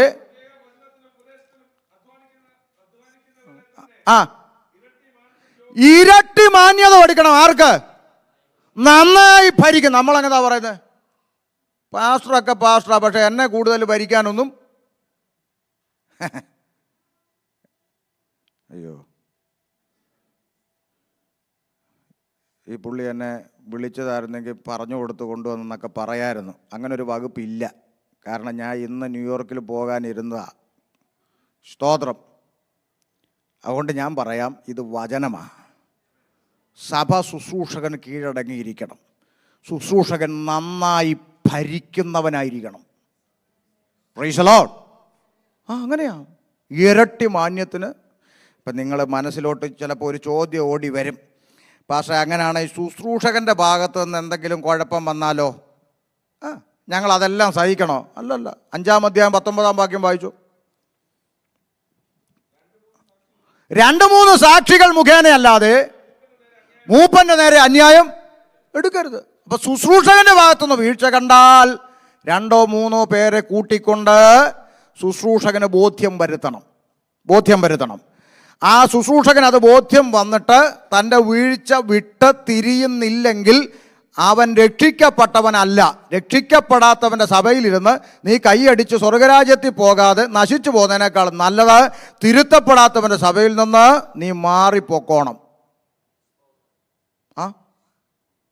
രക്ഷിക്കപ്പെട്ടവനാണെങ്കിൽ ആ വിഷയത്തിൽ തിരുത്തൽ വരുത്തും. എൻ്റെ ആടുകൾക്ക് ബുദ്ധിമുട്ടുണ്ടായി, ന്യായമായൊരു കാര്യം അവർ വന്ന് എന്നോട് പറഞ്ഞു, വചന വെളിച്ചത്തിൽ അത് പരിശോധിച്ചപ്പോൾ അത് ശരിയാണെന്ന് ബോധ്യപ്പെട്ടു. ആ ഒരു അനുഭവമാണ് സഭ. അല്ല പ്രസംഗത്തിനിടെ പാസ്റ്റർ ആ പറഞ്ഞത് നോ. സ്തോത്രം. പണ്ട് ഞാൻ അടൂരൊരു സഭയിൽ പ്രസംഗിച്ചുകൊണ്ട് നിന്നപ്പോൾ ദൈവസഭയ്ക്കകത്ത് ഇലക്ഷൻ ഇല്ല, സെലക്ഷനേ ഉള്ളെന്ന് പറഞ്ഞു. അത് പറഞ്ഞിട്ട് സെലക്ഷൻ, ദൈവത്തിൻ്റെ സെലക്ഷനാ, എലക്ഷനല്ല, സെലക്ഷൻ. സഭയ്ക്കകത്ത് പരിശുദ്ധാത്മാവ് സെലക്ട് ചെയ്യണം. അത് കുറഞ്ഞവനായാലും കൂടിയവനായാലും കറുത്തവനായാലും വെളുത്തവനായാലും അവനെ കീഴ്പ്പെട്ടിരിക്കുക എന്നുള്ളതാണ് ഉത്തരവാദിത്വം. ഇത് പറഞ്ഞപ്പം പുറകിൽ നിന്ന് ഒരാൾ പറഞ്ഞു, പാസ്റ്റർ ആ പ്രസ്താവന പിൻവലിക്കണം എന്ന് പറഞ്ഞു. ഇരിയടാ അവിടെ എന്ന് പറഞ്ഞു. അയാൾ ഇങ്ങോട്ട് ചോദിച്ചതിനേക്കാൾ 10 ഇരട്ടി ഫോഴ്സ് ഞാൻ പറഞ്ഞു ഇരിയടാ അവിടെ എന്ന് പറഞ്ഞു. ഈ 1 മണി വരെ സമയം എൻ്റെ, ഞാൻ പറയും നീ കേൾക്കും, അതിന് ബുദ്ധിമുട്ടാണ്, ഇറങ്ങി പോകാൻ പറഞ്ഞു. യോഗം കഴിഞ്ഞേച്ച് എന്നോട് വന്ന് സംസാരിക്കണം, കൈ ബൈബിൾ ഉണ്ടായിരിക്കണം, വാക്യം തരണം, തെറ്റായിപ്പോയെങ്കിൽ പരസ്യമായി സഭയോട് മാപ്പ് പറയും, സഭയിൽ ശുശ്രൂഷ നടക്കുമ്പോൾ മിണ്ടരുത് എന്ന് പറഞ്ഞു. പ്രസംഗം കഴിഞ്ഞപ്പോൾ ആ ഏരിയ പുള്ളിയെ കാണാനില്ല. ഒന്നും ചോദിക്കാൻ വേണ്ട, ആള് കളിക്കാൻ ശ്രമിക്കുന്ന ആ പരിപാടിയല്ല ദൈവസഭ. ആമേൻ. സിസ്റ്റമുണ്ട്, ദൈവസഭയ്ക്ക് സിസ്റ്റമുണ്ട്. കുത്തഴിഞ്ഞ പുസ്തകമല്ല സഭ. ഞാൻ വേഗത്തിൽ പറഞ്ഞു നിർത്തുക. ഇനി ആ 5-ാം അധ്യായം തുടങ്ങുമ്പോൾ പൗലോസ് പറഞ്ഞു 1-2 വാക്യം കൂടെ ഒന്ന് വായിച്ചേ. 1-ാം അധ്യായം 1-ാം വാക്യം 2-ാം വാക്യം ഒന്ന് വായിച്ചേ. ആ ആ ആ ആ കണ്ടോ? ആമേൻ. സഭയ്ക്കകത്ത് മറ്റൊരു സിസ്റ്റവും കൂടെ പറയണം. എന്താ പറഞ്ഞത്? ഇളയവരെ സഹോദരിമാരെ പോലെ കാണാൻ, മൂത്ത സ്ത്രീകളെ അമ്മമാരെ പോലെ കാണാൻ സഭയെ പഠിപ്പിക്കണം. എൻ്റെ ദൈവമക്കളെ, നിങ്ങൾക്കറിയാമോ, പണ്ട് നമ്മുടെ പിതാക്കന്മാരുടെ കാലത്ത് ഒരു സഭയിൽ നിന്ന് വിവാഹം കഴിക്കാൻ അനുവദിക്കില്ലായിരുന്നു. അറിയോ? എന്താ? സഭയിൽ വരുന്ന കുഞ്ഞുങ്ങളെ പഠിപ്പിച്ചത് ഇവരെല്ലാം നിൻ്റെ സഹോദരന്മാരാണെന്ന്. പെൺകുഞ്ഞിനോട് പറയും ഇതെല്ലാം നിൻ്റെ സഹോദരന്മാരാ. ആൺകുഞ്ഞിനോട് പറയും ഈ ഇളയവർ നിങ്ങളുടെ സഹോദരിമാരാ. മൂത്ത സ്ത്രീകളെ ബഹുമാനത്തോടെ അമ്മയുടെ സ്ഥാനത്ത് കാണണമെന്ന് പഠിപ്പിച്ചിരുന്ന കാലം, ആ കാലമൊക്കെ പോയില്ലേ? ഇപ്പം കല്യാണം കഴിക്കാൻ വേണ്ടിയാ പലതും സഭയിൽ വരുന്നത്. 3 മാസം നീ അപ്പുറത്തിരി, ഞാൻ ഇപ്പുറത്തിരിക്കാം, എന്നിട്ട് നമുക്ക് 3 മാസം കഴിയുമ്പം പാഷ കൊണ്ട് കെട്ടിക്കാം. 3 മാസം വരെ കർത്തൃമേശ അവിടുന്ന് ഇങ്ങനെ ഭക്തിയോടെ വരുമ്പോഴും ഇവിടെ 2 എണ്ണം ഇരുന്ന് കണ്ണും കണ്ണും. നിങ്ങൾ പിണങ്ങി. സഭയ്ക്കകത്ത് സഭയുടെ നമ്മുടെ കുഞ്ഞുങ്ങൾ സഭയിൽ വരുമ്പോൾ ആ കുഞ്ഞുങ്ങൾ സുരക്ഷിതരായിരിക്കണമെങ്കിൽ, നമ്മുടെ കുഞ്ഞുങ്ങളെ നമ്മുടെ സഭയിലെ യൂത്തിൻ്റെ കൂടെ ഒരു പെൺകുഞ്ഞിനെ നമ്മൾ പറഞ്ഞയക്കുമ്പോൾ, ഒരു ക്യാമ്പിന് പറഞ്ഞയക്കുമ്പോൾ, ഒരു മീറ്റിങ്ങിന് പറഞ്ഞയക്കുമ്പോൾ, നമ്മുടെ കുഞ്ഞുങ്ങൾ ആ കുഞ്ഞുങ്ങളുടെ കൂടെ അവർ സുരക്ഷിതരായിരിക്കുമെന്ന ബോധ്യം നമുക്ക് വേണമെങ്കിൽ സഭയ്ക്കകത്ത് കൃത്യമായ പഠിപ്പിക്കലുണ്ടായിരിക്കണം. നിൻ്റെ അടുത്തിരിക്കുന്നത് നിൻ്റെ സഹോദരന്മാരാണ്, നിൻ്റെ സഹോദരിമാരാണ്. അല്ലാത്ത ദുരിതങ്ങളൊക്കെ ഒത്തിരി നമ്മൾ കണ്ടിട്ടും കേട്ടിട്ടും ഉണ്ട്, അതിലോട്ടൊന്നും ഞാൻ പോകുന്നില്ല. പക്ഷേ ഈ പഠനം ഇല്ലാത്തത് കൊണ്ടാണ് ആ പരാജയം അവിടെ സംഭവിക്കുന്നത്. ഒരു ശുശ്രൂഷകൻ നിലപാടെടുക്കണം. ഒരു സഭയിൽ നിന്ന് ഒരു സഭയിൽ ഒരുമിച്ച് ആരാധിക്കുന്നവരെ വിവാഹം കഴിപ്പിക്കുന്ന പരിപാടി ഇവിടെ ഇല്ല. സ്തോത്രം. അത് പഠിപ്പിക്കാൻ പറഞ്ഞു. അല്ലെങ്കിൽ വിശുദ്ധ കർത്തൃമേശ നടക്കുമ്പോഴും കണ്ണും കണ്ണും നോക്കുന്ന അനുഭവം ഉണ്ടാകും. Praise the Lord. അതുകൊണ്ട് അതിൻ്റെ 6-ാം വാക്യത്തെ എഴുതി വെച്ച 5-ന്റെ 6 വായിച്ചേ, നിർത്താം, വായിച്ചോ. നമ്മുടെ പിള്ളേരെയൊക്കെ ഈ വാക്യം ഒന്ന് പറഞ്ഞ് പഠിപ്പിക്കണം കേട്ടോ. കാമുകിയായവളോ ജീവിച്ചിരിക്കെ തന്നെ ചത്തവൾ. അപ്പോൾ കാമുകനോ ജീവിച്ചിരിക്കെ തന്നെ ചത്തവൻ. വ്യത്യാസം എന്താ? ഒരു വാക്യത്തിൻ്റെ അപ്പുറത്തെ സൈഡ് അങ്ങനെയല്ലേ? കാമുകിയായവളോ ജീവിച്ചിരിക്കെ ചത്തവൻ, കാമുകിയായവനോ ജീവിച്ചിരിക്കുമ്പോൾ ചത്തവൻ, അല്ലേ? ഈ ജീവിച്ചിരിക്കുമ്പോൾ തന്നെ ചത്തവളെന്ന് പറയാനുള്ള കാര്യം എന്താ? സഭയ്ക്കകത്ത് ഒരു കാമുകി ഉണ്ടായാൽ അവളുടെ അവസ്ഥ എന്താണെന്നാണ് ഈ പറയുന്നത്? എന്താ? ചത്ത് കിടക്കുക, ഒരു പെണ്ണ് ചത്ത് കിടക്കുക. പെറ്റതള്ള അവിടെ ഇരുന്ന് കരയുക, എൻ്റെ പൊന്നു മോളെ. അപ്പൻ അപ്പുറത്തിരുന്ന് കരയുക, എൻ്റെ മോളെ. സഭക്കാരെല്ലാം കണ്ണു നിറഞ്ഞിങ്ങനെ നിൽക്കുകയാണ്, നാട്ടുകാരെല്ലാം ഒന്ന് കരയുക. എന്നാലും ഈ പെങ്കൊച്ചിന് ഇങ്ങനെ വന്നല്ലോ, എല്ലാവരും കരയുക. ഇതാരെങ്കിലും ഇവരെല്ലാം നിലവിളിക്കുന്ന ഇവൾ അറിയുന്നുണ്ടോ? പറ. അവൾ ചത്ത് കിടക്കുക, അവൾ അറിയുന്നുണ്ടോ? ഇല്ല. ഇതാ കാമുകിയുടെ അവസ്ഥ. പെറ്റതള്ള കരയുക, വേണ്ടടി മക്കളെ, ഇതൊന്നും നമുക്ക് പറഞ്ഞു വേണ്ടടി, ചത്ത് കിടക്കുക. പെറ്റ തന്ത അവിടെ ഇരുന്ന് കരയുക, അവൾക്ക് ഇതൊന്നും മൈൻഡല്ല, ചത്ത് കിടക്കുക. സഭ മുഴുവൻ ഉപവസിച്ച് കരയുക, അയ്യോ സഭയ്ക്ക് ദോഷം വരല്ലോ, മോശമൊന്നും സംഭവിക്കല്ലോ. ഈ ആരുടെയും കരച്ചിൽ ഇവക്ക് അറിയണ്ട, അവളെ ചത്ത് കിടക്കുക. അതാ കാമുകി. വ്യവസ്ഥയില്ലാത്ത ബന്ധങ്ങളിൽ ചെന്ന് ചാടി കാമുകനും കാമുകിയായിട്ടിരിക്കുന്നവനൊക്കെ ചത്തതാണെന്നാണ് പറഞ്ഞു. ചത്തത്. സ്തോത്രം. വാക്കുകൾ വിരാമം കുറിക്കാൻ നിങ്ങൾ ആദ്യത്തെ സന്തോഷമൊന്നും ഇപ്പോൾ കാണുന്നില്ല, അതുകൊണ്ട് വേഗത്തിൽ ഞാനങ്ങ് അവസാനിപ്പിക്കാനായിട്ട് ചിന്തിക്കുകയാണ്. അപ്പോൾ കാമുകിയായവളോ ജീവിച്ചിരിക്കെ തന്നെ ചത്തവൾ. അപ്പം സഭയുടെ ഉത്തരവാദിത്വം പറഞ്ഞത് സഭ ശുശ്രൂഷകന് കീഴ്പ്പെട്ടിരിക്കണം, നടത്തുന്നവർക്ക് കീഴ്പ്പെട്ടിരിക്കണം. ഒരു വാക്കും കൂടെ പറഞ്ഞിരിക്കാം, സഭയോടുള്ള ബന്ധത്തിൽ നമ്മൾ കൊടുക്കുവാൻ മടിക്കരുത്. പൈസ കൊടുക്കുന്ന കാര്യം പറഞ്ഞു തുടങ്ങി പുള്ളി. ഇനിയിപ്പം പൈസയുടെ കാര്യം മാത്രമല്ല പറഞ്ഞത്, സഭയ്ക്ക് കൊടുക്കുന്ന പൈസ മാത്രമല്ല, സഭയ്ക്ക് വേണ്ടി എന്തും ഏതുമായി തീരാനുള്ള കാഴ്ചപ്പാടുള്ളവനായിരിക്കണം രക്ഷിക്കപ്പെട്ടവൻ. അതൊരു ആത്മീയ ശുശ്രൂഷയാകട്ടെ, ഒരു പ്രവർത്തന പൈസ. പിന്നെ ദശാംശം കൊടുക്കുന്ന കാര്യം പറയാനാണ് ഷമീർ പാസ്റ്റർ നിൽക്കുന്നതെങ്കിൽ, പിന്നെ പാസ്റ്ററിന് ഇച്ചിരി സന്തോഷം വരാൻ വേണ്ടിയായി പുള്ളി അത് പറയുന്നത് നിങ്ങൾക്ക് ധാരണ ഉണ്ടെങ്കിൽ പാസ്റ്ററിനെ വിഷമിപ്പിക്കുന്ന ഒരു കാര്യം ഞാൻ പറയട്ടെ. ദശാംശം എന്ന് പറഞ്ഞൊരു ഉപദേശം പുതിയ നിയമസഭയ്ക്കില്ല. ഇല്ല. ഉണ്ടെന്നൊരു അരമുറി വാക്യം കൊണ്ട് തെളിയിക്കാൻ ഉള്ളവരുണ്ട്. യോഗം കഴിഞ്ഞ് എൻ്റെ അടുത്ത് വാ, ഞാൻ സംസാരിക്കാം. ഇന്ന് പോകുന്നില്ല, എന്തായാലും 2 ദിവസം ഇവിടെ ഉണ്ട്, പോകുന്നില്ല. ദശാംശം എന്ന് പറയുന്ന ഉപദേശം പുതിയ നിയമസഭയ്ക്ക് ഇല്ല. പാസ്റ്ററെ സന്തോഷിപ്പിക്കാൻ വേണ്ടി അത് പറയാൻ വന്നേ അല്ലല്ലോ ഞാൻ, അല്ല. ദശാംശം എന്ന് പറയുന്നത് പഴയ നിയമത്തിൽ ലേവ്യ പുരോഹിതന്മാരോട് പറഞ്ഞ ഉപദേശമാണ്. അതിൻ്റെ പശ്ചാത്തലമൊക്കെ നിങ്ങൾക്കറിയാം. പക്ഷേ ആ ലേവ്യ പുരോഹിതന് ദശാംശത്തിൻ്റെ കാര്യം പഠിപ്പിച്ചപ്പോഴും പറഞ്ഞു, ഇത് വീട്ടിൽ കൊണ്ടുപോയി നീയും ഭാര്യയും മക്കളും കൂടെ തിന്നോണം എന്നല്ല പറഞ്ഞു. ദേശത്തിലെ അനാഥകർക്കും പരദേശികൾക്കും വിധവകൾക്കും വീതിച്ചു കൊടുക്കണമെന്നും കൂടെ പറഞ്ഞിട്ടുണ്ട്. കൊടുക്കുമോ ഇന്ന് ദശാംശം പേടിക്കുന്ന പാസ്റ്റർമാരാരെങ്കിലും? പിന്നെ പുതിയ നിയമസഭയ്ക്ക് ദശാംശമല്ല. പിന്നെന്താ? വചനം പഠിക്കുന്നവൻ പഠിപ്പിക്കുന്നവന് സകല നന്മയിലും പറ. അപ്പം നിങ്ങളുടെ മനസ്സിൽ പറയാം, വേണ്ട വേണ്ട, അതിലും നല്ലത് എന്ത്? ഷെയർ കൊടുക്കണമെന്ന്. ഷെയർ അതിലും നല്ലത് എന്താ? വേണ്ട പാസ്റ്റർ ദശാംശം പ്രസംഗിച്ചാൽ മതി. ശരിയായത് പഠിപ്പിച്ചാൽ കുടുങ്ങും. ശരിയായത് പഠിപ്പിച്ചാൽ കുടുങ്ങും. വചനം പഠിപ്പിക്കുന്നവന് സകല നന്മയിലും ഓഹരി കൊടുക്കണം, ഷെയർ കൊടുക്കണം. ഇനി എങ്ങനെ കൊടുക്കണം? അതിനും വ്യവസ്ഥയുണ്ട് പുതിയ നിയമത്തിൽ. അതിനും വ്യവസ്ഥയുണ്ട്. എങ്ങനെ കൊടുക്കണം? പ്രാപ്തിയുള്ളതുപോലെയും പ്രാപ്തിക്ക് മീതയും കൊടുക്കാം. നിനക്ക് എന്തോ ദൈവം തന്നിട്ടുണ്ടോ ആ പ്രാപ്തിക്കനുസരിച്ച് നിനക്ക് കൊടുക്കാം. 10-1 20-1 കണക്കൊന്നും ഇല്ല. കൊടുക്കാൻ തോന്നിയോ കൊടുത്തേക്കണം. 1. ഇനി കൊടുക്കുന്നതിൻ്റെ രണ്ടാമത്തെ വ്യവസ്ഥ, നിർബന്ധത്താൽ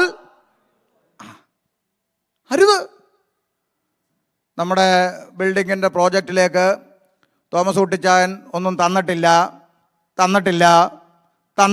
ഈ പരിപാടി പാടില്ല. നിർബന്ധത്താൽ അരുത്. മനസ്സോടെ കൊടുക്കുന്നവനെ ദൈവം സ്നേഹിക്കുന്നു. വ്യവസ്ഥയാ പറഞ്ഞേ. ആമേൻ. അവനവന് പ്രാപ്തിയുള്ള പോലെ കൊടുക്കണം, മനസ്സോടെ കൊടുക്കണം, നിർബന്ധത്താൽ അരുത്. പലിശക്കെടുത്ത് കൊടുക്കാനും വ്യവസ്ഥയില്ല. നീ കടം മേടിച്ച് ചർച്ചയിൽ കൊടുത്തു, കടക്കാരൻ വീട്ടിൽ വരുമ്പം ദൈവം എന്നാലും നിന്റെ വേലയ്ക്ക് വേണ്ടി കൊടുത്ത് നിന്നോട് ദൈവം പറഞ്ഞാൽ പലിശക്കെടുത്ത് കൊടുക്കാൻ ഇല്ല. പ്രാപ്തിയുള്ളതുപോലെ നീ കൊടുക്ക്, മനസ്സോടെ കൊടുക്ക്. പ്രാപ്തിക്ക് മീതെ ഉണ്ടോ കൊടുക്ക്. കണക്ക് വെച്ചല്ല ദൈവവേലയ്ക്ക് കൊടുക്കേണ്ടത്. പക്ഷേ നമ്മൾ രക്ഷപ്പെട്ട് കിടക്കുന്നത് ദശാംശം എന്ന് പറഞ്ഞൊരു സാധനം ഉള്ളത് കൊണ്ട് നമ്മൾ രക്ഷപ്പെട്ട് കിടക്കുക. 10-1 കൊടുത്താൽ മതിയല്ലോ. അതുകൊണ്ട് സന്തോഷം, നിങ്ങൾക്കും സന്തോഷം, നമുക്കും സന്തോഷം. ഇവിടെ ഓഹരിയൊക്കെ കൊടുക്കണമെന്ന് പഠിപ്പിച്ചാൽ ഇമ്മണി വലയും. അതിന് വേറെ വാക്യങ്ങളും വ്യവസ്ഥകളും ഒക്കെ ഉണ്ട്. അതൊക്കെ പഠിപ്പിച്ചാൽ ഇച്ചിരി വിഷമിക്കും. ആഴ്ചയിൽ ചരതിച്ച് വെക്കേണ്ടതിനെക്കുറിച്ച് എഴുതിയിട്ടുണ്ട്, അതും പറഞ്ഞാൽ വിഷമിക്കും. ഇതൊന്നും പറയുന്നില്ല. പകരം മനസ്സോടെ കർത്താവിൻ്റെ വേലയ്ക്ക് കൊടുക്കുക. സഭയുടെ ഉത്തരവാദിത്തങ്ങളുണ്ട്. ഇനിയും ഉണ്ട് സഭയുടെ ഉത്തരവാദിത്വം. സമയം അവിടെ കാണാവുന്നതുകൊണ്ട് താൽക്കാലികമായി നിർത്തുന്നു. സഭയുടെ ഉത്തരവാദിത്വം ദൈവസ്നേഹം അല്ലേ? സഭയുടെ ഉത്തരവാദിത്വം തമ്മിൽ സ്നേഹിക്കണം. ഒരു വാക്ക് പറഞ്ഞിരിക്കാം. യോഹന്നാൻ തൻ്റെ ലേഖനത്തിൽ ഇങ്ങനെ പറഞ്ഞു, സഹോദരനെ പകയ്ക്കുന്നവനെല്ലാം കൊലപാതകനാണ്. അതിൻ്റെ ചേർത്ത് ഒരു വാക്കും കൂടെ പറഞ്ഞു, യാതൊരു കൊലപാതകനും നിത്യജീവൻ ഉള്ളിൽ വസിച്ചിരിപ്പില്ല എന്ന് നിങ്ങൾ അറിയുന്നുവല്ലോ. അപ്പോൾ ഒരു ക്വസ്റ്റ്യൻ പറഞ്ഞു ഇരിക്കുക. നിത്യജീവൻ ഇല്ലാത്തവൾ കാഹളം ധ്വനിച്ച പറക്കുവോ ഇല്ലയോ? പറ. നിത്യജീവൻ ഉണ്ടെങ്കിൽ നിത്യതയെ കർത്താവിനോട് പഠിക്കുക. നിത്യജീവൻ ഇല്ലെങ്കിൽ നിത്യമരണത്തിൽ കിടക്കാം. നിത്യജീവൻ ഇല്ലെങ്കിൽ കർത്താവിനോടുകൂടെ പോകുമെന്നാ ചോദിച്ച. പറ. പോകത്തില്ല. നിത്യജീവൻ ഇല്ലാത്ത ആർക്കാന്ന് പറഞ്ഞു? കൊലപാതകിക്ക്. ആർക്കാ? കൊലപാതകിക്ക്. ആരാ കൊലപാതകി? എത്ര കൊലപാതകി നമ്മുടെ ചർച്ചിലുണ്ട്? മേപ്പോട്ട് പോകാനിരിക്കുക. ആരാധന കഴിഞ്ഞ് വീർപ്പിച്ച് കെട്ടിയ മോന്തയുമായും പറഞ്ഞു പോകുന്ന ഒരൊറ്റ കൊലപാതകികളും മേപ്പോട്ട് പോവുകയല്ല.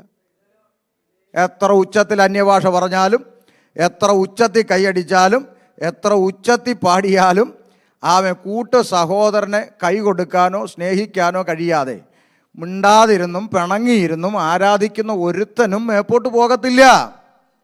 അപ്പം ദൈവസ്നേഹം അതാ ഞാൻ നേരത്തെ നിങ്ങൾ ഭൂമിയുടെ ഉപ്പാകുന്നു എന്ന് പറഞ്ഞല്ലോ. ഉപ്പിൻ്റെ മറ്റൊരു പ്രത്യേകത അല്ലേ, സാമ്പാർ വെക്കുമ്പോൾ സാമ്പാറിൻ്റെ അകത്തോട്ട് ഉപ്പിട്ട് കഴിഞ്ഞാൽ എന്താ ചെയ്യുന്നത്? ഉപ്പ് ഇങ്ങനെ സാമ്പാറിൻ്റെ ചട്ടിയുടെ അടിയിലോട്ട് ഇങ്ങനെ വരുമ്പം ഉപ്പ് കാണുന്ന കാഴ്ച എന്തൊക്കെയാണ് പറ?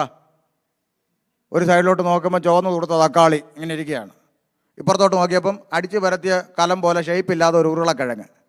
അപ്പുറത്തോട്ട് നോക്കിയപ്പം കോല് പോലെ ഇരിക്കുന്ന ഒരു മുരിങ്ങക്ക. ഇപ്പുറത്തോട്ട് നോക്കിയപ്പോൾ നല്ല തിളങ്ങുന്ന വഴുതനങ്ങ. അപ്പോൾ ഇറങ്ങി വരുന്ന ഉപ്പ് പറയുക, ഓ തക്കാളി, ഉള്ളിയോടൊന്നും ഞാൻ ചേരത്തില്ല. പറയുമോ? പറ. ഇല്ല. ഏതെടുത്ത് കടിച്ചു നോക്കിയാലും ഉപ്പ് കാണും. ദൈവസ്നേഹത്തിൽ അലിഞ്ഞു ചേരുക എന്നുള്ളതാണ്.